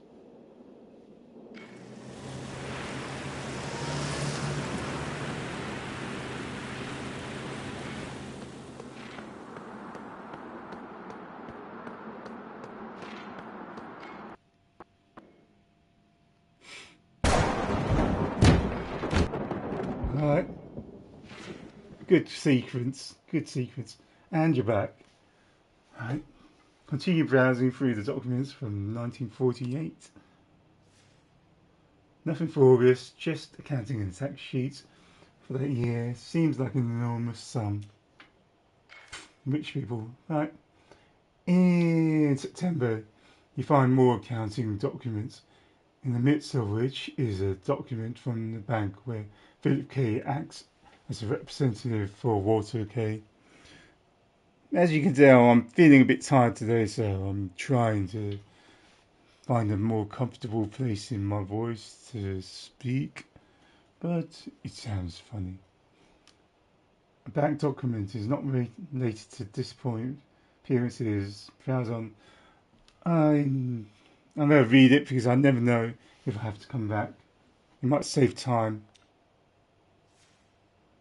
Turns out Philip opened a trust fund in Walter's name and invested a considerable amount of its money in it. That money will spin and multiply over the years until Walter claims it.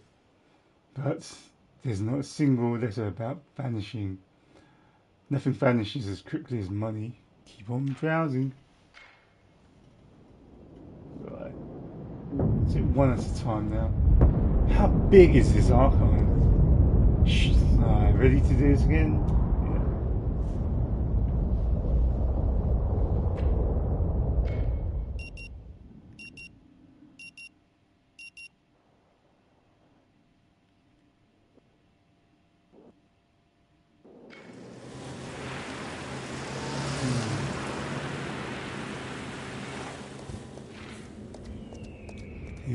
Here we go.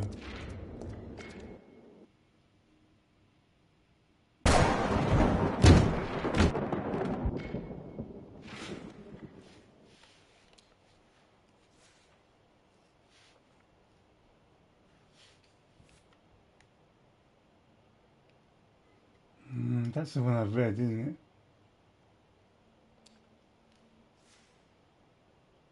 A few more months and the whole year is done. October is devoid of anything else but business papers. You open November's folder, full of dust and disappointment. The usual fare, a mix of accounting documents and bank statements with decreasing revenue, all sprinkled with a heavy dose of dust. And then you stumble upon a letter to Philip from his wife, Eleanor, and your gaze catches a word disappearing. Blocked by impatient reading it. Yeah, it's probably about rapidly disappearing polar ice or something. Let's move on already. Damn. Are you for real? Pull your restless self together. I mean it. Alright, let's read it quickly and get this over with. Dear Philip, your recent letters regarding the police incident struck a chord with me. The written warning you received is like a slap in the face. It's disheartening to see our efforts overlooked and our legacy seemingly forgotten. Lack of recognition for our generosity towards Mir is not just disrespectful, but frankly outrageous. On another note, I've been deeply concerned about Walter's recent behaviour. His disappearing acts are not just puzzling, they are increasingly worrisome. So this letter is connected to the police report Deputy Keek already read to me. Young Walter had a bunch of issues growing up. When you had such a caring mother. Right, so this letter is connected to the police report.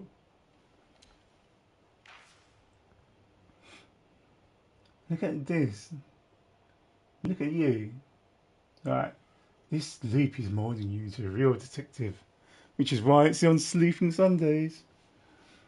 Young Walter had such a bunch of issues growing up. If only had enough in logging to be done.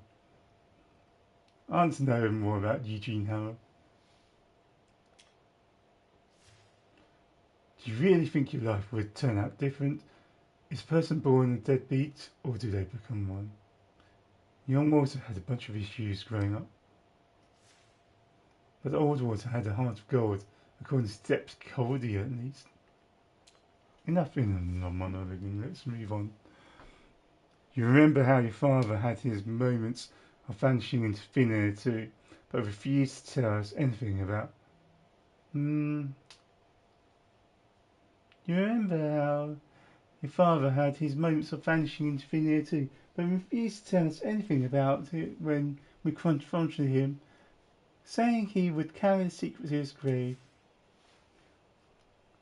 Wait, his father... Well, I just can't help but wonder if there's a deeper connection between Walter's antics and Maynard's secret. Right. Maynard. Please, Philip, keep an eye on the boy.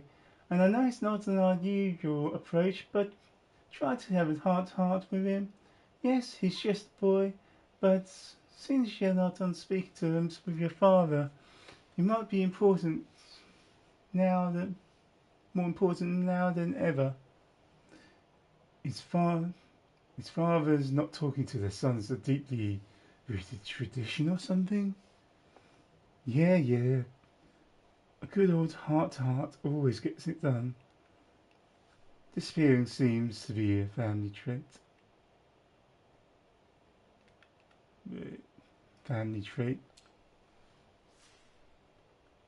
Seems though, but I skipped a generation. Let's continue reading. I'm thinking about reaching out to Madame Lorraine regarding this mystery. I realise you're sceptical about her powers, but I can't shake the feeling there might be something more at play here. Something beyond our understanding. I hope it won't be long until they let me return home. The doctors say I'm improving, but it's still a waiting game now. So Grandad Maynard has a habit of disappearing, same as water.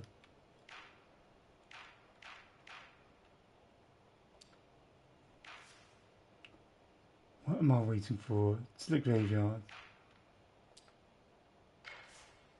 Time leap.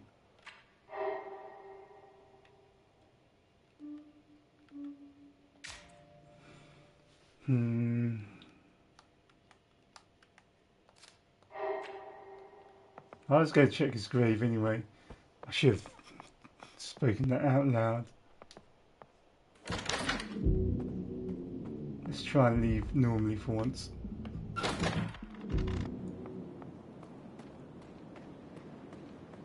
Ouch. His foot's still injured.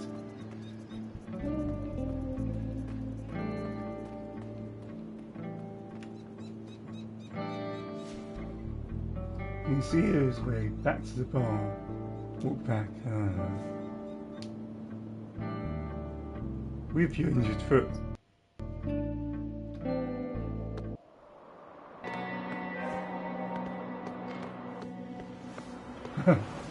Moonwalk.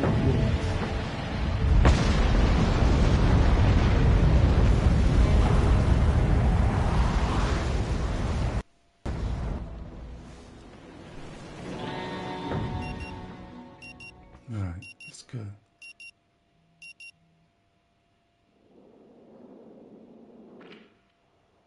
Still with me, Mr. Harrow? Yes, I'm sorry I have to go now. Mr. Harrow, please. I'll break you open if I have to. Here we go. Try sell. Wait, did that say to the graveyard? What if he did?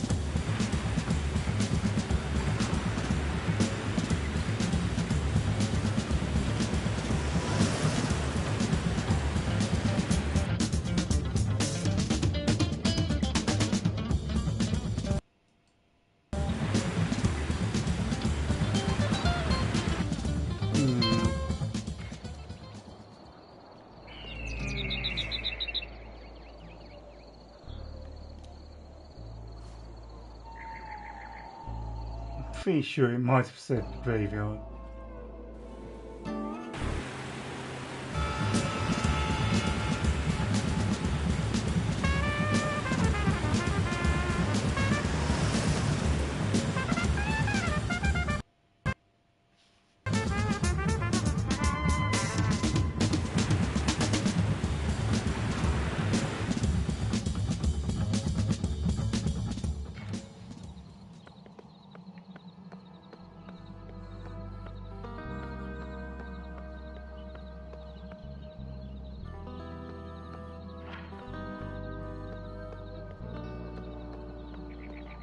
Wrong way.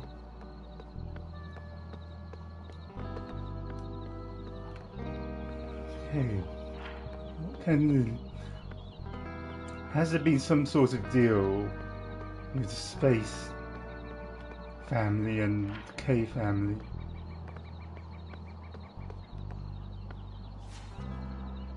find a way to enter the branch house. Time to review his secrets. I know what secrets would be on his grave. Let's see. The stone is perched atop an intricately crafted sarcophagus. I know how to say this. Sarcophagus. But examine the sarcophagus. The front is adorned with several rows of inscriptions. A weathered stone vase placed before the grave holds a bouquet of yellow flowers. Examine the statue. The whole statue oozes action. Man and animal. Muscles taut, driven by a singular will. Maynard is ruthlessly driving the horse into a wild gallop, preparing to cast lasso. Maynard stands proud, form capturing bravado, and determined spirits perfectly.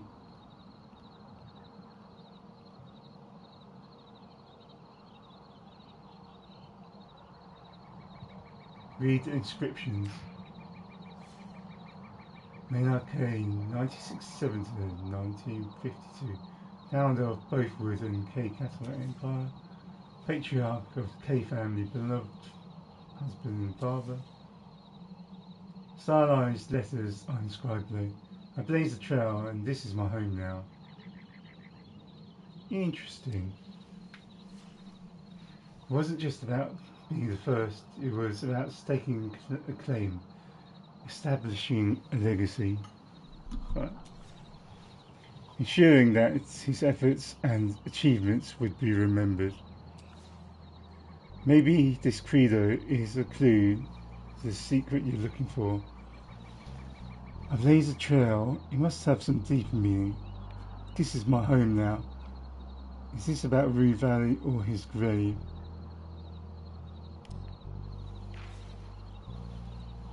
Perhaps neither. One of it hints at a hidden chamber, a place where he safeguarded his most cherished secrets. A blaze trail must have some secret, deeper meaning. Perhaps Maynard sought something more profound in his life's work, something hidden beneath the grandeur of his public persona. It could be a metaphor for pioneering new ideas, a quest for significance beyond the Cattle Empire and familial duties. Touch the sarcophagus. As your fingers brush against the cold, somewhat dirty surface, a chill runs through you. Death. It's coming for me too, sooner or later. No. Not if you're stuck in a loop forever. How about focusing on that instead? Look at the horse. The head of the horse is slightly turned to the left, resulting in an eerie effect, as if the horse's eye were following you around. Check the phase. The phase is ancient, and the sarcophagus holds a very fresh bouquet of rue flowers. Someone still visits Maynard's grave, even after all these years. Yeah, the guy, Walter. And that's someone may know Maynard's secret. Okay.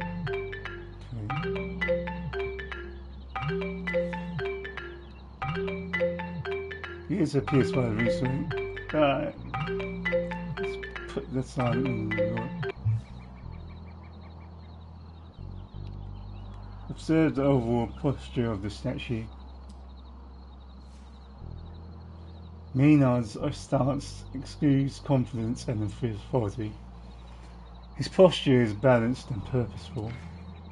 Every detail, from the way he grips the reins to the firm set of his jaws, speaks of a man accustomed to the rigours of branch life and the ease with command and action. Look at the statue's face.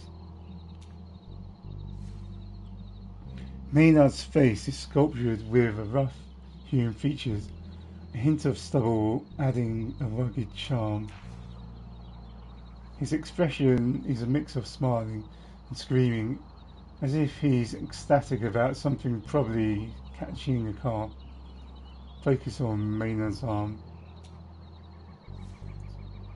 His huge muscular arms are tensed, veins bulging under the stone skin, conveying the intensity of his actions. What a cowboy! It's comically exaggerated. Nobody has arms that wide. Well, at least you don't.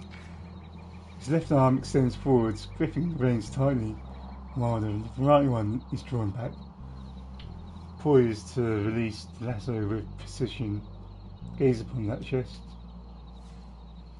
The way his clothes cling to his muscles, it's like they made highlight every bit of his muscular strength. Okay, what is this? Why is he kind of describing the graveyard statue in such detail? Well, damn. Okay, enough about his chest. Examine the statue's lower torso, just in case. It's as if the sculpture knew exactly how to capture more than Maynard's from every angle. The craftsmanship leaves little to the imagination. The fabric of his pants clinging to the strong muscular thighs, and in between them, oh, what the... He's not going to look at his penis, is he? Wait. The contours and texture of the stone subtly suggests his virility, his manly allure, his... Stop! There's something odd about it. Okay, that's true. Something is sticking out in his groin area. The secret... Oh, no one would look close. But the details are hard to make out in the dim light. Climb into the statue and explain it closely. Use your phone's flashlight. Let's just do the flashlight for now. Yeah, its groin area definitely looks different. You still can't figure out the details from down here. Okay, he's gonna climb the statue. What? It's weird. Climb the statue and inspect it closely. I never noticed. Do I need to touch it? You do. And this texture confirms your suspicion. It's made from different material than the rest of the statue. What could be the reason? The sculpture must have gotten the size wrong and made an upgrade after the statue was finished. Did someone conceal a secret compartment inside the groin area? Maybe the difference can be attributed to the symbolic aspect of it. Secret compartment. Or even better, secret itself is inside. You just need to figure out how to open it. Blocked by erectness. Pull it gently. Pull it violently. What the hell? It's stuck. Right. The secret hidden behind the groin is finally revealed, and it's irregularly shaped hole, evident of past damage. It's clear that a different material was applied during the repair process, which explains why it looks so strange. Okay, in hindsight, that's the only logical explanation. Still, what caused the damage in the first place? Was it an accident, or did someone do it on purpose? Who had damaged a statue like this, and why? So many questions arise from just one groin area, all needing answers. There's nothing else of interest out here. Graves often hold more than just remains. They hold stories. And somewhere between the lines, a secret lies waiting for you to discover it. Okay.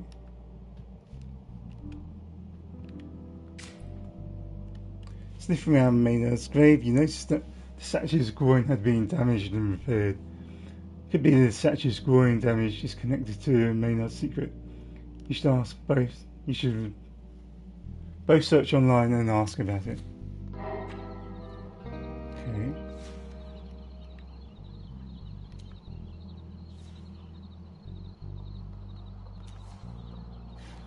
The phone struggles to find anything you should find more. Civilized area.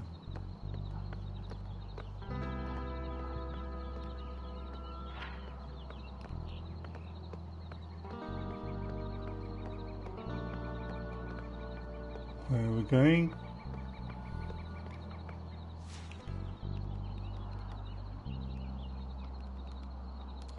Okay, we're going to Culper Belt, where we'll find out secrets.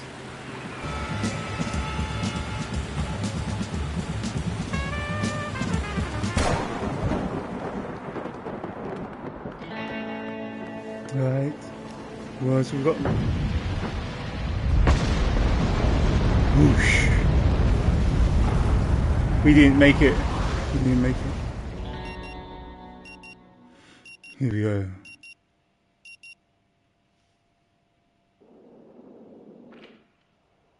Still with me, Mr. Harrow? Yes, it'd have to go. Mr. Harrow, please. Spit it out already! No Wi-Fi here. Alright. Go to Cave Ranch. Come on, you thief!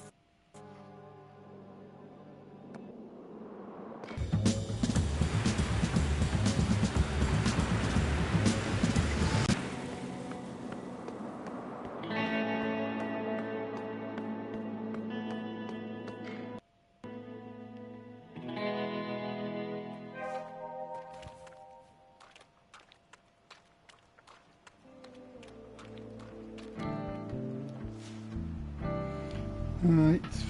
Let's search the internet for what Maynard's secret might be.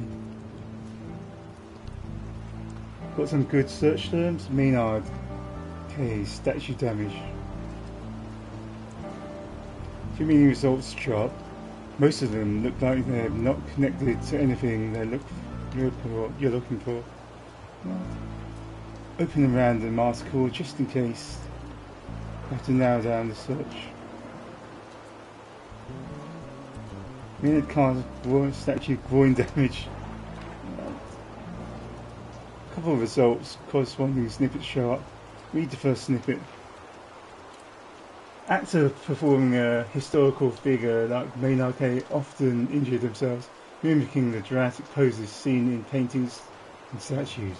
These iconic stances place undue stress on the groin, potentially leading to long-term damage. This is not it. Next snippet. Controversial lawsuit in which a visitor claimed groin-related injuries after tripping on the display case of a replica of the Maynard K ranch house in the museum lobby, falling on the statue of a hedgehog. The damages paid out separately. Maynard K statue private damage.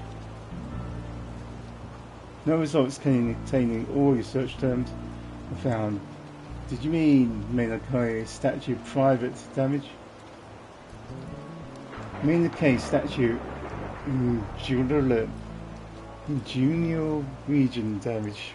I don't even know. Looks like there aren't any great matches for your search.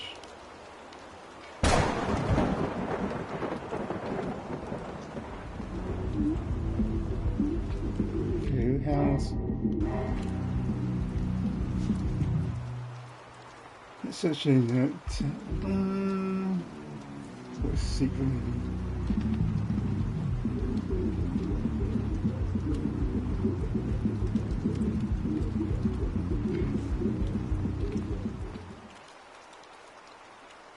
Okay.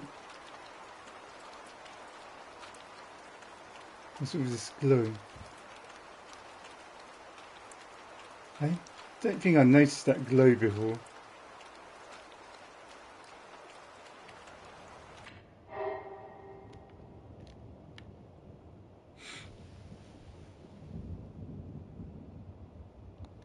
Okay, ask around about it.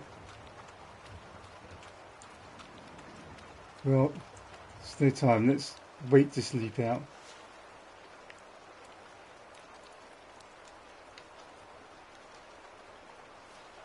Okay.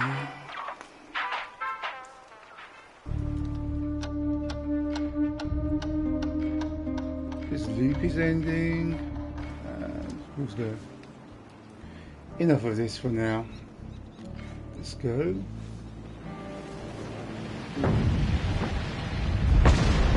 Boom, whoosh. Vroom. Right.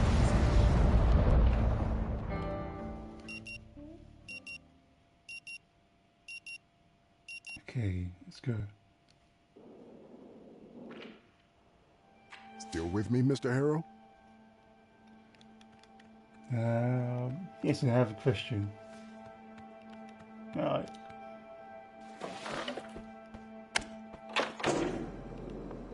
I'll break you open if I have to. Can I ask you?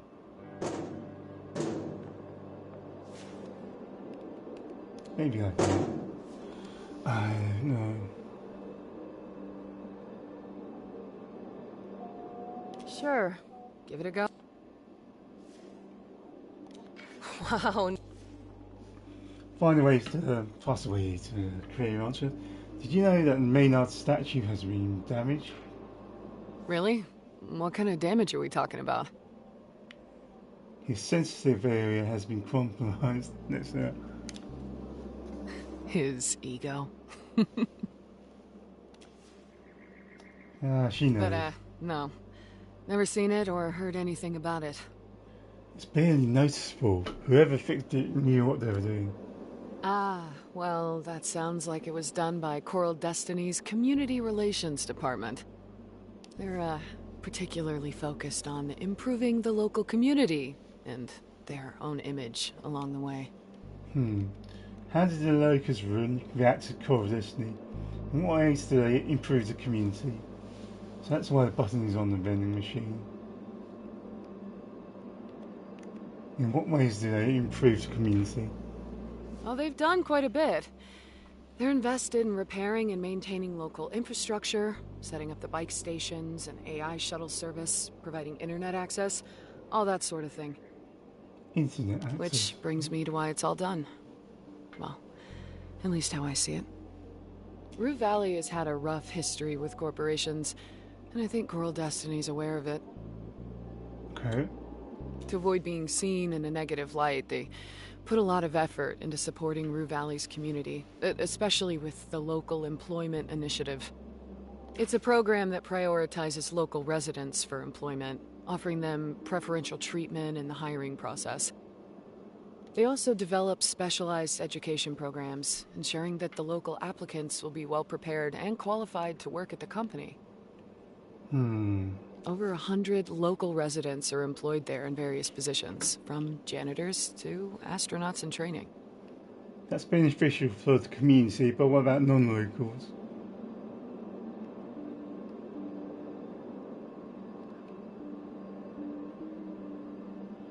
There's a lot of people. Does anyone in the vicinity work for them?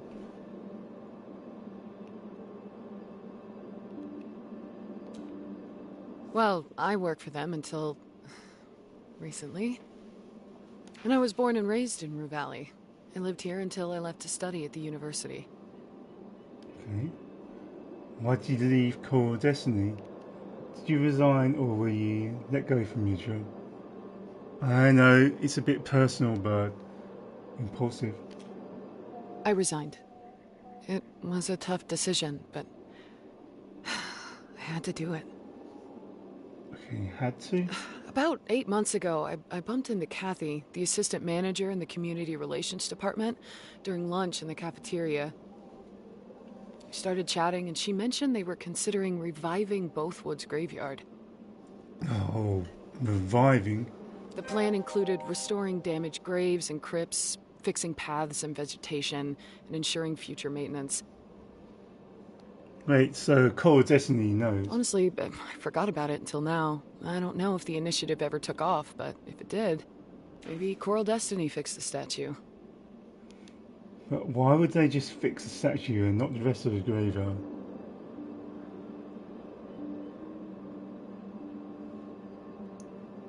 Do you think you know who damaged it? Right. Oh, they're both good questions. Can't help you with that one. Sorry. Anyway, that's all I know. Thanks. No, thank you all the same. No problem. Thank you all the same. I should try an American accent for him. Try.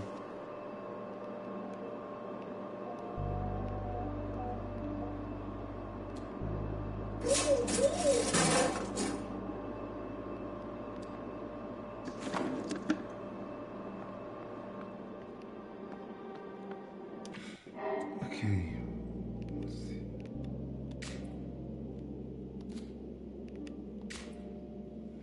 You heard Core Destiny may have repaired the statue under its cemetery revitalization program by the Community Relations Department.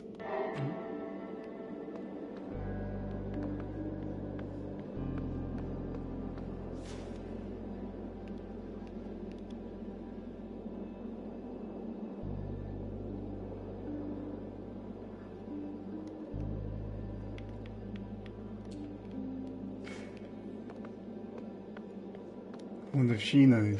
Yes, I have rebooted the modem. Asking around. Of course it...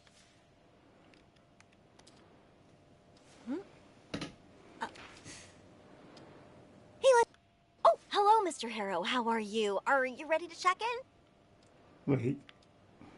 Why is he suddenly looking for Frank though? There's no reason. I'm looking for Frank. You know, yeah, Uncle Frank. Oh, yeah, he disappeared. She gasps. Yeah, but I didn't know he was your uncle. Yeah, he drove into the transformer at the parking lot. Again? Just a few days ago, he crashed into a street lamp near the shuttle stop. He's so reckless. Reckless. Yeah. What a scamp. But, you know, he and my dad go way back, so... That type of uncle or uncle? I wonder. She shrugs. I guess that's also why he lets him stay at the motel for free. So he's staying right here. Put your fingers down. Yep, right here. Eyebrows raised, she points down as well. In fact, he's been living here for the last 2 years. Dad says he's a good man that fell on some hard times. I want to believe it, but I don't see it. So, why are you asking about him? I'd rather not tell. He's not at the gas station and I need a mechanic. Lie. I want to lie. Find out. Oh, alright. His room is number 1, but I don't see his pickup outside, so he's probably not in there. Okay, I'm ready to check in. Alright then, let's get you into your room. So, number 6, the last one on the 2nd floor. Everything is ready for you. And this is your key card. Gonna snatch it every time now, I guess.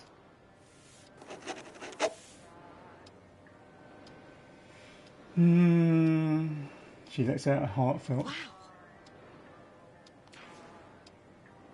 As she eyes me, you can clearly see that her wish to share a story about it. All right. I'm here if you need anything. Enjoy your stay, I guess. I know I'm kind of skipping some dialogue, but I've read it so many times in the past few parts that sometimes it's not worth it. If you want to hear it, you can watch my earlier parts. Okay.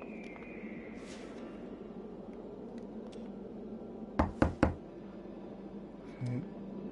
No, you're in there. Linger a moment. Silence only deepens, swallowing the room behind the door. Ignore me will solve nothing, Frank.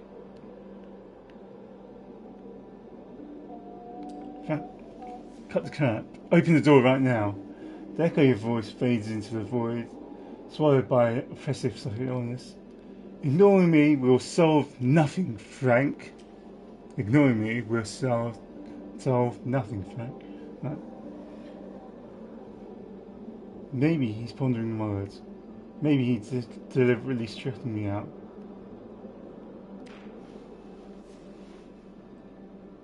Knock on the door, harder, longer, insistently.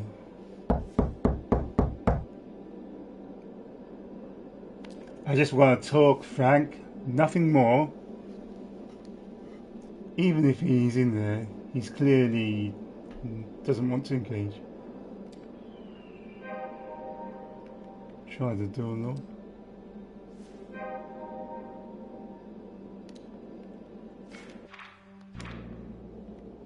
Okay.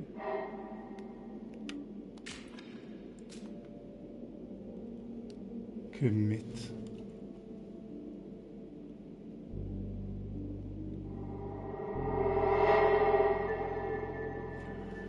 You need a keycard to get into this room, or at least a way to bypass the lock.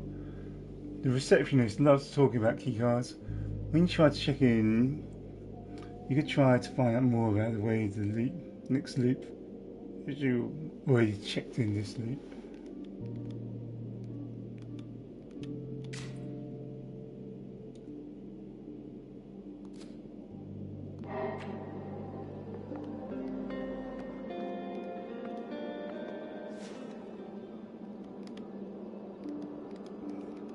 Let's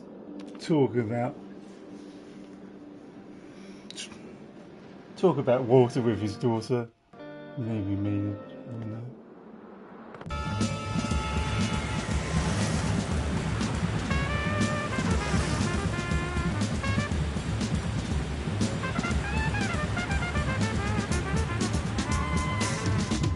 You right.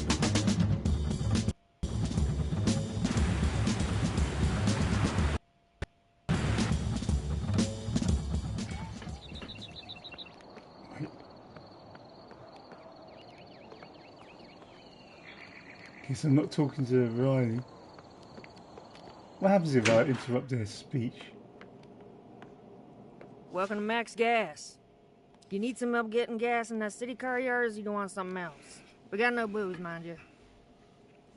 Did you know that Maynard's statue was damaged?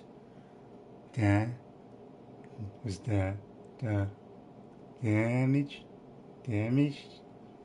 Did you know that Maynard's statue was damaged? She gives you a grim look. Sure, I know it. Every time Pops took us to see his grandpops, I couldn't help myself and kept staring at it. It's, unpleasant. The damage was done in 1985 before my time, but I know the tale from my pops and others. That's gonna stain the K family reputation forever, it seems. Apex Ore made sure of that. What does Apex Ore have to do with Maynard's statue? The stain's not on the reputation, though. No.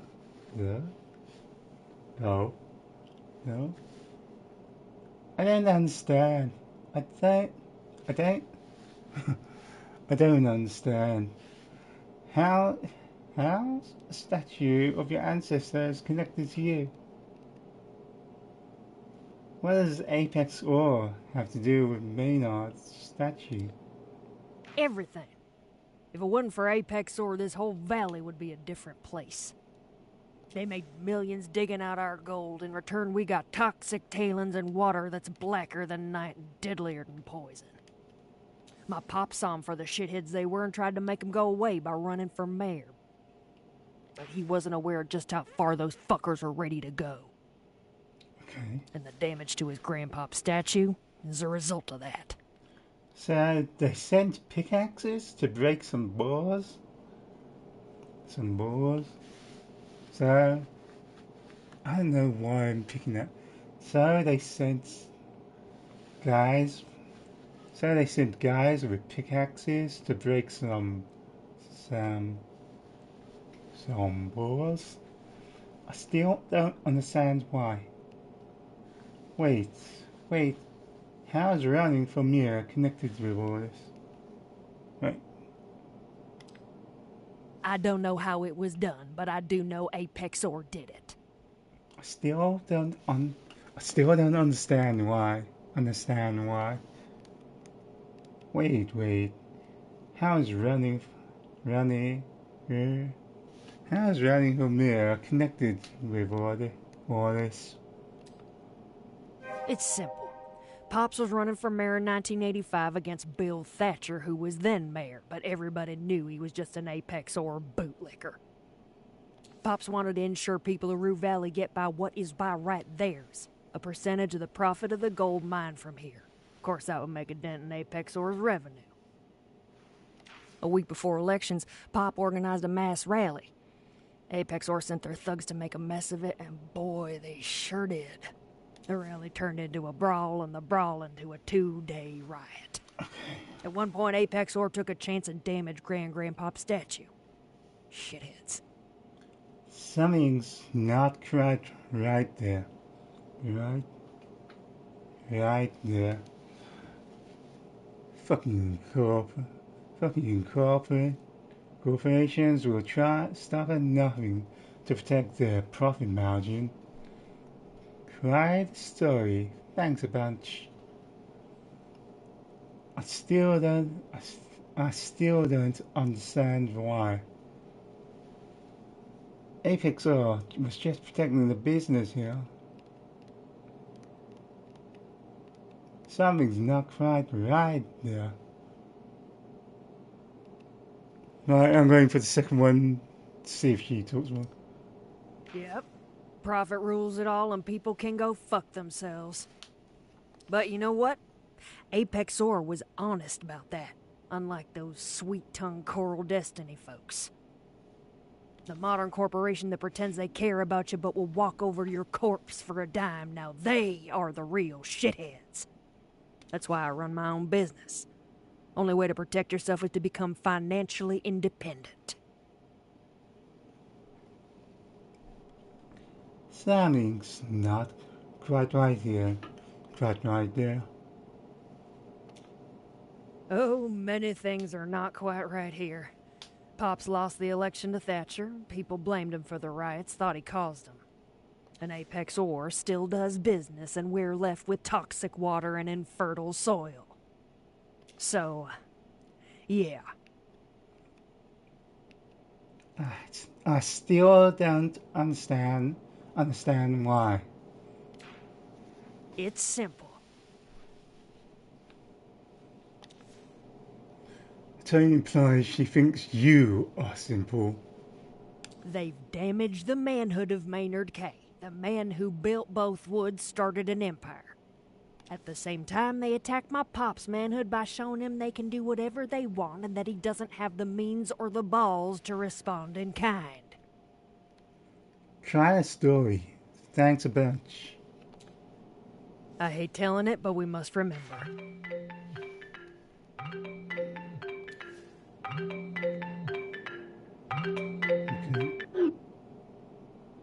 Hello, sir. I want to see what happens Eugene Harrow. if I talk in front of her about it. Mm-hmm. My name is Percy Rugger, and I'm a senior sales executive at Ulterior Paralegal Exploits Consultancy. That sounds We'd great, like to offer our help regarding Mr. your case. Rugger.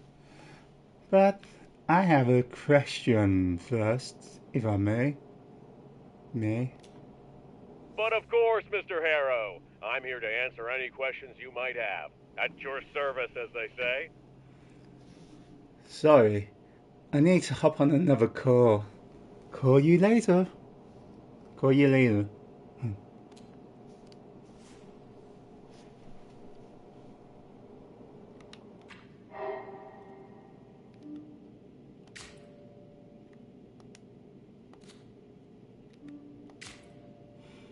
Maxine told you the damage is connected to the election, where Bill Thatcher. Could the damage to the coin be connected to the Maynard's secret? Okay, that's fine. Let's search the internet for what Maynard's secret might be. Rue Valley Cemetery, revitalization, Maynard K statue, core destiny, community relations. Bill Thatcher, Maynard K statue damage. The first result leads you to an online repository of old articles from Bothwood Observer. This article is from March 15, 1988. The statue of Maynard K in the Rue Valley Cemetery was vandalized last night by unknown perpetrators, with significant damage inflicted upon its manly domain. This shocking act of defacement has intensified the already heated atmosphere in Rue Valley, as both sides of the community blame each other for escalating tensions. Community relations have been strong and polarized, with calls for unity and thorough investigation on one side, and demands for retribution and heightened security measures on the other.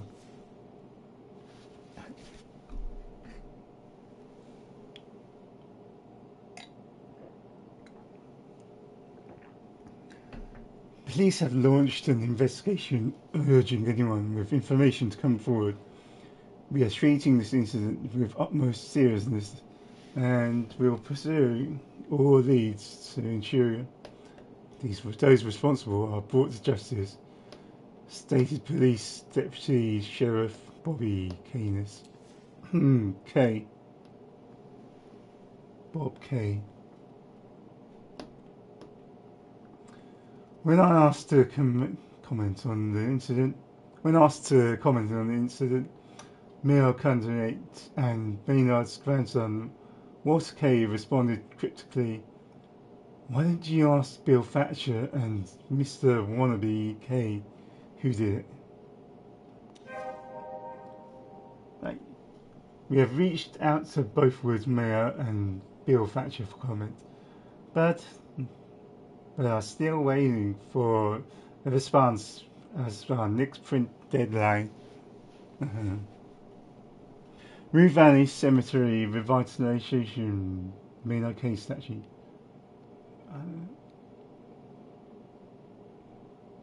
Wannabe K.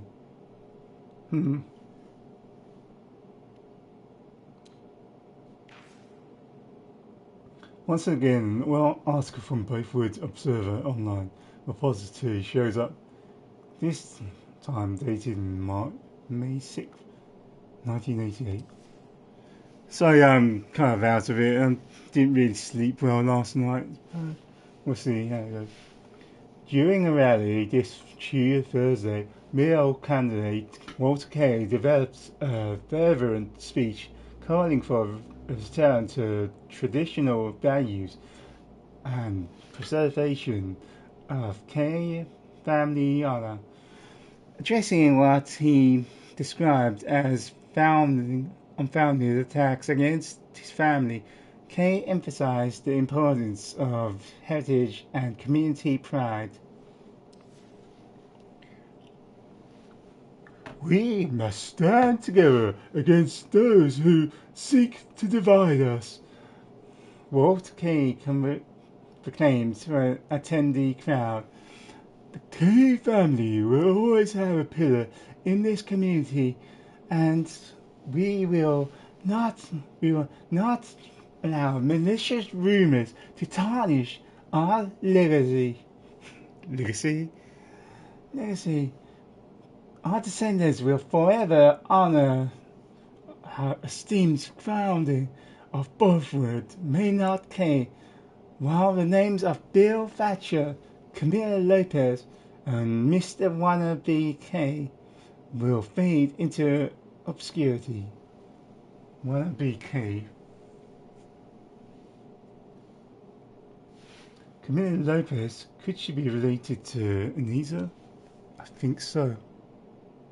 Probably, most probably.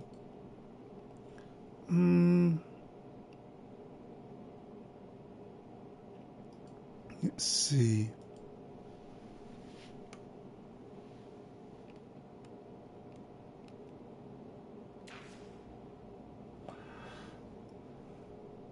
speech addresses the letters purposely sent by Maynard K to his alleged mistress, who has been submitted to Rue Valley Historical Archive for authenticity verification.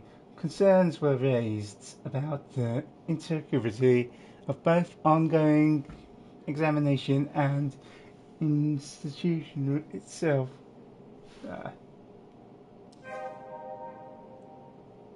While the campaign has recently shifted to a defensive stance, moving away from its initial focus on economic issues and the threat of Apex Core or taking over local resources, this change has also alienated some of the broader base, particularly younger voters, and Apex Ore Union's members who seem uneasy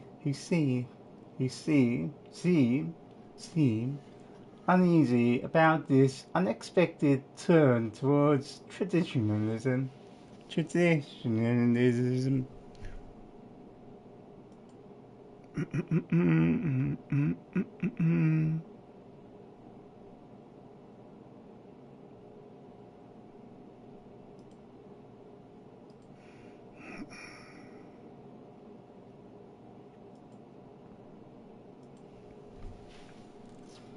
Maynard K. Camila Lopez. God, Destiny. Right. Maynard K. Alleged. Not yet. Lopez first.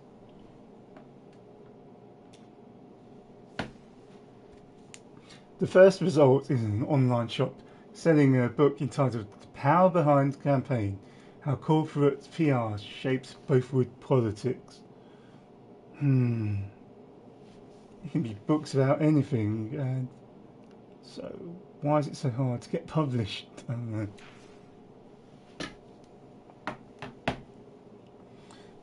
The blurb reads, a retrospective on the corporate backed PR strategies that shaped the late 20th century political campaigns, focusing on the careers of PR masterminds Victor Langstroth, Camila Lopez, and Daphne Calder, known for the ruthless messaging and no-holds-barred tactics that orchestrated high-stakes campaigns, including smear operations against influential figures like Maynard K. Right. Maynard K. Cemetery revitalization, Maynard K. statue. Right. As part of the ongoing effort to preserve Rue Valley's historical sites, plans for a cemetery revitalization project have been unveiled. The initiative will focus on restoring aged monuments, improving visitor access, and maintaining historical integrity. The Maynard K statue remains a centerpiece of these discussions, debating whether to remove so-called desert moss from its pedestal or leave it as a symbol of natural resilience. According to local heritage advocates, it's a delicate balance between preservation and respecting the passage of time, said one conservator. Ah yes, the great dilemma of our time. Moss or no moss? Uno mas. And no mention of groin damage.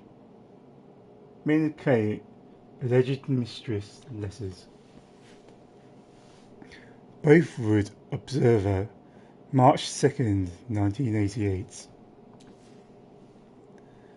The recent scandal involving a local man, J6, JG, not J6, JG, claiming to be Maynard K's illegitimate son, has taken a troubling turn last night. The tombstone of his mother, and the alleged mistress of Maynard K, was desecrated in Rue Valley Cemetery. Derogatory words were scrawled across the black granite headstone in red paint, sparking outrage and sorrow amongst the local community. Authorities are investigating this act of vandalism which appears to be connected to the conservatory surrounding the K family. JG, who recently made public the raunchy letters allegedly sent to his mother by Maynard K in 1921, expressed deep distress over the incident. My mother deserves to rest in peace, he stated. Alright. Some point I need to be less nasally, but I don't know. He works for the newspaper. Male candidate Walter K condensed the act, emphasizing, regardless of claims made, this vandalism is reprehensible. Reprehensible. The K family does not condone such behavior. Okay. The incident has fueled debate in Rue Valley, with many residents questioning the integrity of the K family, while others rally to the defense. Okay. Maynard K, 1921, JG. Maynard K, illegitimate son, JG. Maynard K, illegitimate son, 1921.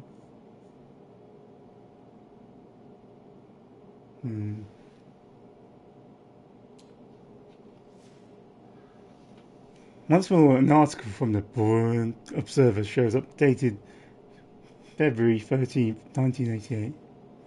In a story published last week by Intrigue Insider, JG, a 66-year-old local, claims to be the illegitimate son of founder of Bourwood and K Castle Empire, Maynard K.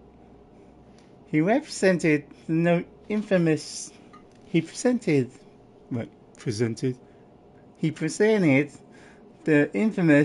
tabloid raunchy letters that he claims were sent by Maynard to his mother, H.G., in 1921.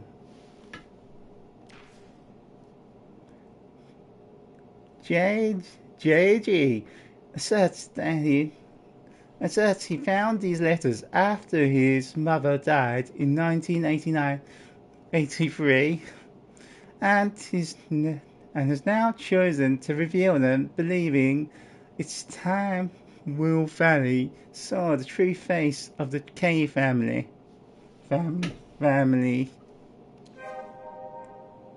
Mayoral candidate Walter K, Maynard's grandson, denounced the letters as forgeries orchestrated by Apex Or.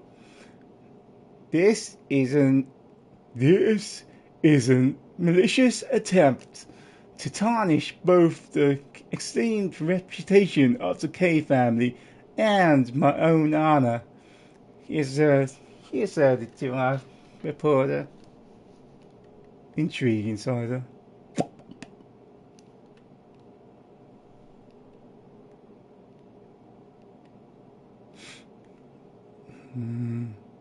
Intrigue Insider. Intrigue Insider's official site is the first result. Parsons' archive of all those articles. Here we go. The homepage loads, showering you with results, sensational headlines. Local chef, local chef. Secrets exposed. Celebrity love triangle. Who's cheating now? I won't find any. I won't find anything here.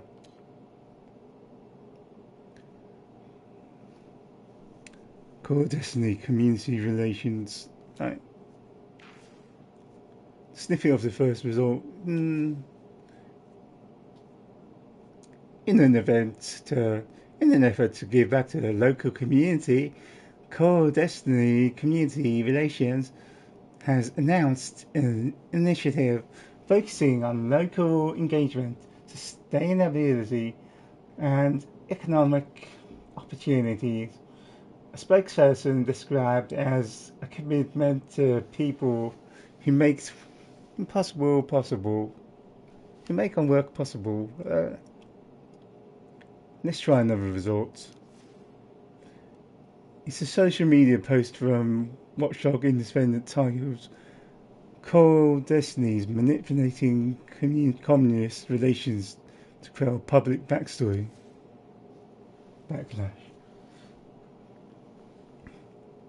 Whistleblowers claim that the Core Destiny Community Relations Department operates less as a bridge to the local concerns and more as damage control unit, suppressing dissent through heavily Maynard K. Bobby Canis. Social media post from Cody Canis showed as a result he was replying to some silly discussions. A little history lesson for those who might have forgotten. The Canis name ain't some footnotes in Bothwood. We built this place when Bothwood was nothing but dust. My great-great-granddaddy, Clayton Bronco Canis, wasn't just a settler. He was Maynard K's right hand, the man who made Bourne what it was. His son, Wayne Canis, a general at War Hill, and my granddad's chief assistant. My dad, Bobby K, and me both are self-deputies. 5 generations of Canis men keeping the town safe and enforcing the law. We got blood on this land. We own this whole damn block of Bothroom, unlike some folks around here. My family don't show up. We've been around here from the start. So next time you feel like running your mouth, maybe try learning a little history first. Know your place. Hashtag know your place. Hashtag Bothroomwood blood. Hashtag Canis legacy. Right. Did I learn anything?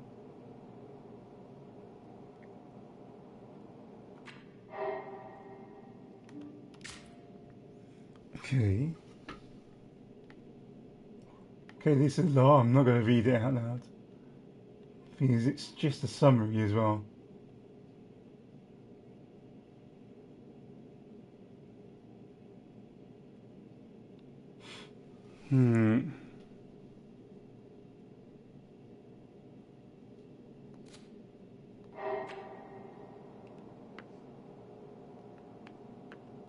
Hey, Max. What's... Hey, Riley.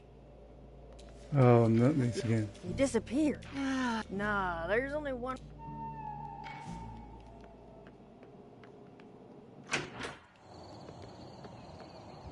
Okay, to the graveyard.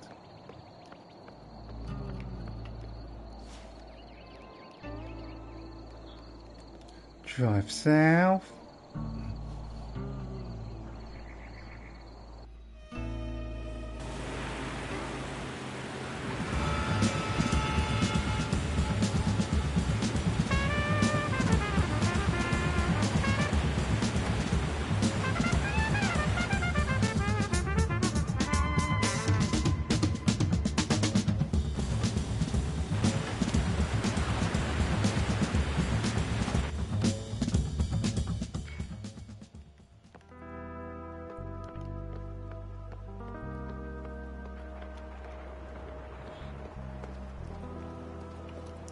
Okay.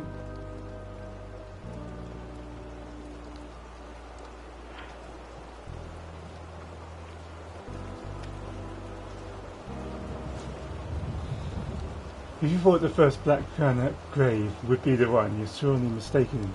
You have to start somewhere.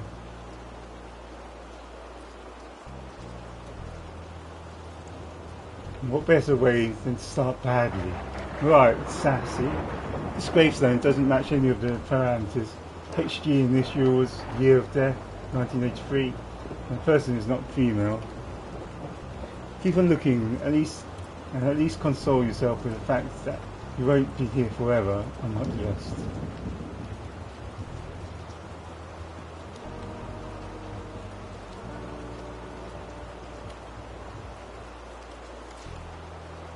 Let's see, year of death, no, HG, no.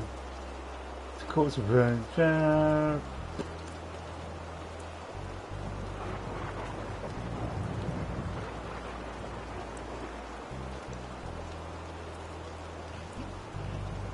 after almost a whole century, this person will be he's dead, he doesn't care.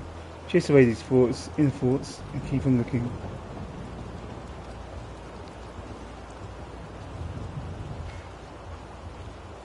Is there some way to narrow this down?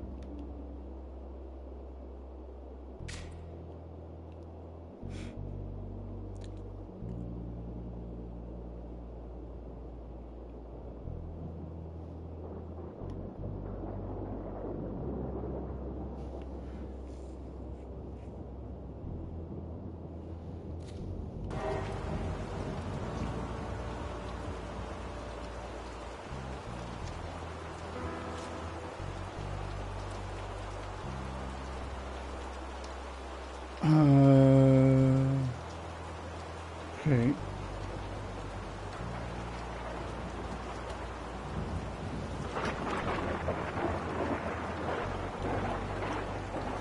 Another mistake, and a double one at that. This grave holds two people, not one. It neither has two proper initials nor the year of death. Both died the same year the epitaph says to Mum and Dad for eternal sleep. And when was the last time you went century to visit your mum? I hate when people use euphemisms. They're dead, not sleeping. It's not like my visit means anything to her. I was busy working, blah blah blah. Enough. Let's just say free. And excuses, you know it. Don't you understand that your refusal to visit probably means you still haven't accepted her death? Great, I'm becoming my own therapist. Who needs Dr. Finnick? She has abandoned me. Now I'll never be able to resolve our difference. Is it better to pretend she never even existed? Alone or with Dr. Finnick, you have to face this, as well as the other worms that are eating you alive from the inside. There's no way forward without that. But come on, let's smooth out the creases on the carpet of your psyche and keep looking for the right grave. Right, I should probably discuss a bit what I'm thinking is going on, but it's about history and legacy, obviously, but who knows. This is double as well, isn't it? This time at least the year of death is correct, everything else not so much. Okay, right place. Words below the deceased name catch your eye. All my worldly possessions I leave to myself. This last will must cause some rapidly growing ulcers from both lawyers and family. Speak of which, what happened to writing the testament of yours? Don't you ever care what happens to your property, puny as it is, when you die? Why even bother when there's almost nothing to leave? I've got pressing issues right now and don't even want to consider writing a testament. Once I say I'll get myself out of this shit, I'll write a testament for sure. Why are you lying to yourself? There's no one listening but you. That's not the crux of the matter. Possessions will waste away or be squandered. The real problem, if you drop dead this instant, there will be nothing for people to remember you by. You had such big dreams of creating worlds out of nothing, but then you wasted your own life on nothing. What about those thousands of articles I've written? Dreams crushed by deadlines. Empty words drowned in ever-expanding digital ocean of context. They won't make anyone think, not a chance, anyone's life. But you're not dead yet, so it's still not over. If you escaped from this time loop thingy, if you ever escape from it, if I ever escape, maybe things will be different. Who am I calling? Of course it will be the same. Maybe things will be different. You're still far away from that goal. Come on, this grave won't find itself. Correct year.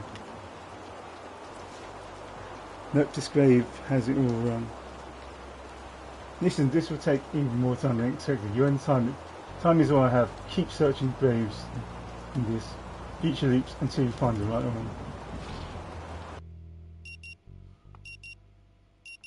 Okay.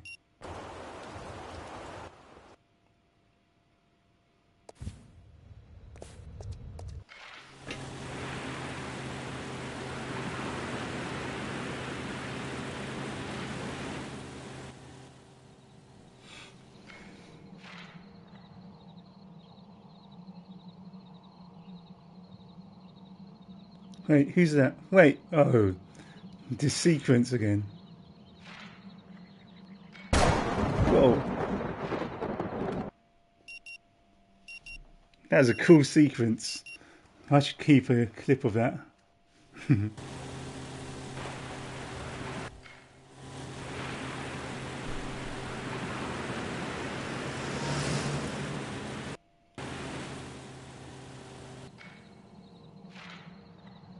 Oh, here we go again. More. Oh, imagine playing through all this properly, a time loop.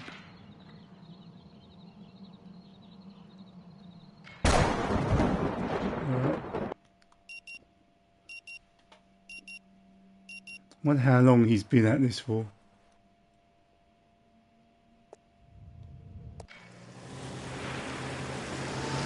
Yeah, here we go again. I appreciate the shortcut.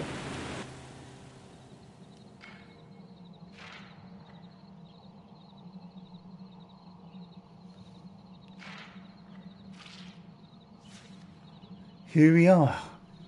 Continue.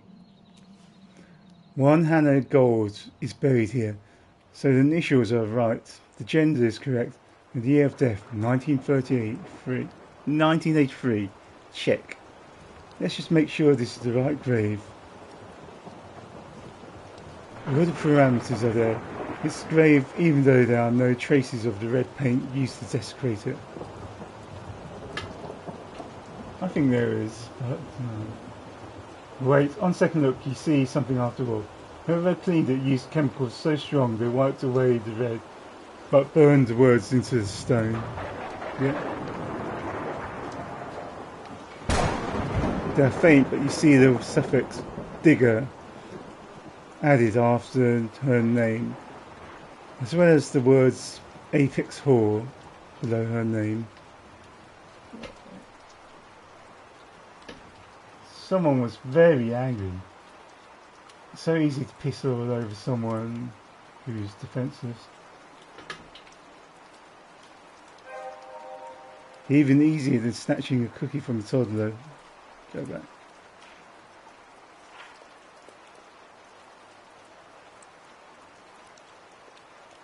Okay.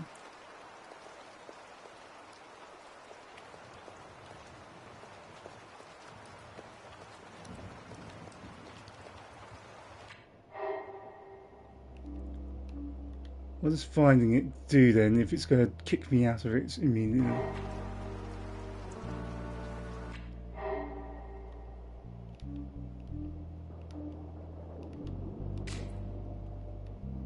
Found the alleged mistress of grave, her name carved. Right. Should now be easy to find letters. That's what it's about. should not be doing it in the graveyard though.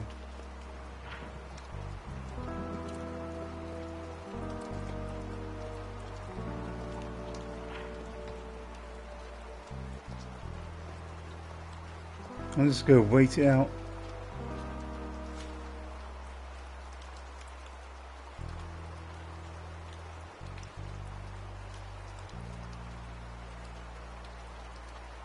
Until the time loop ends.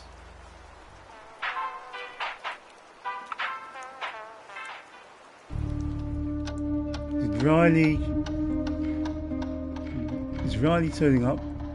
No.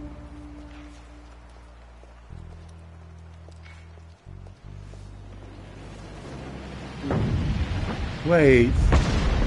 Why is she... Yep, there is, right on time. Why'd she turn up right as... I'm pretty sure she turned up earlier.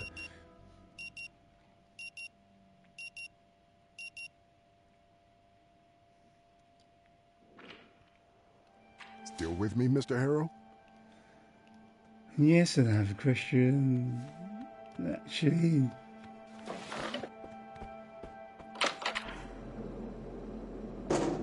Right, and I think I'm going to end this now. Even though it wasn't as short as I thought it was going to be. But it's pretty late.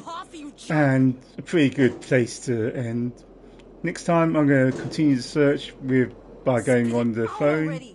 And thank you for checking out my playthrough of Rue Valley. I forget which part we're up to, but expect more. I don't know. I thought I'd be done by now, to be honest, but it's been fun, and I'm keen to find out how this ends. So thank you and goodbye.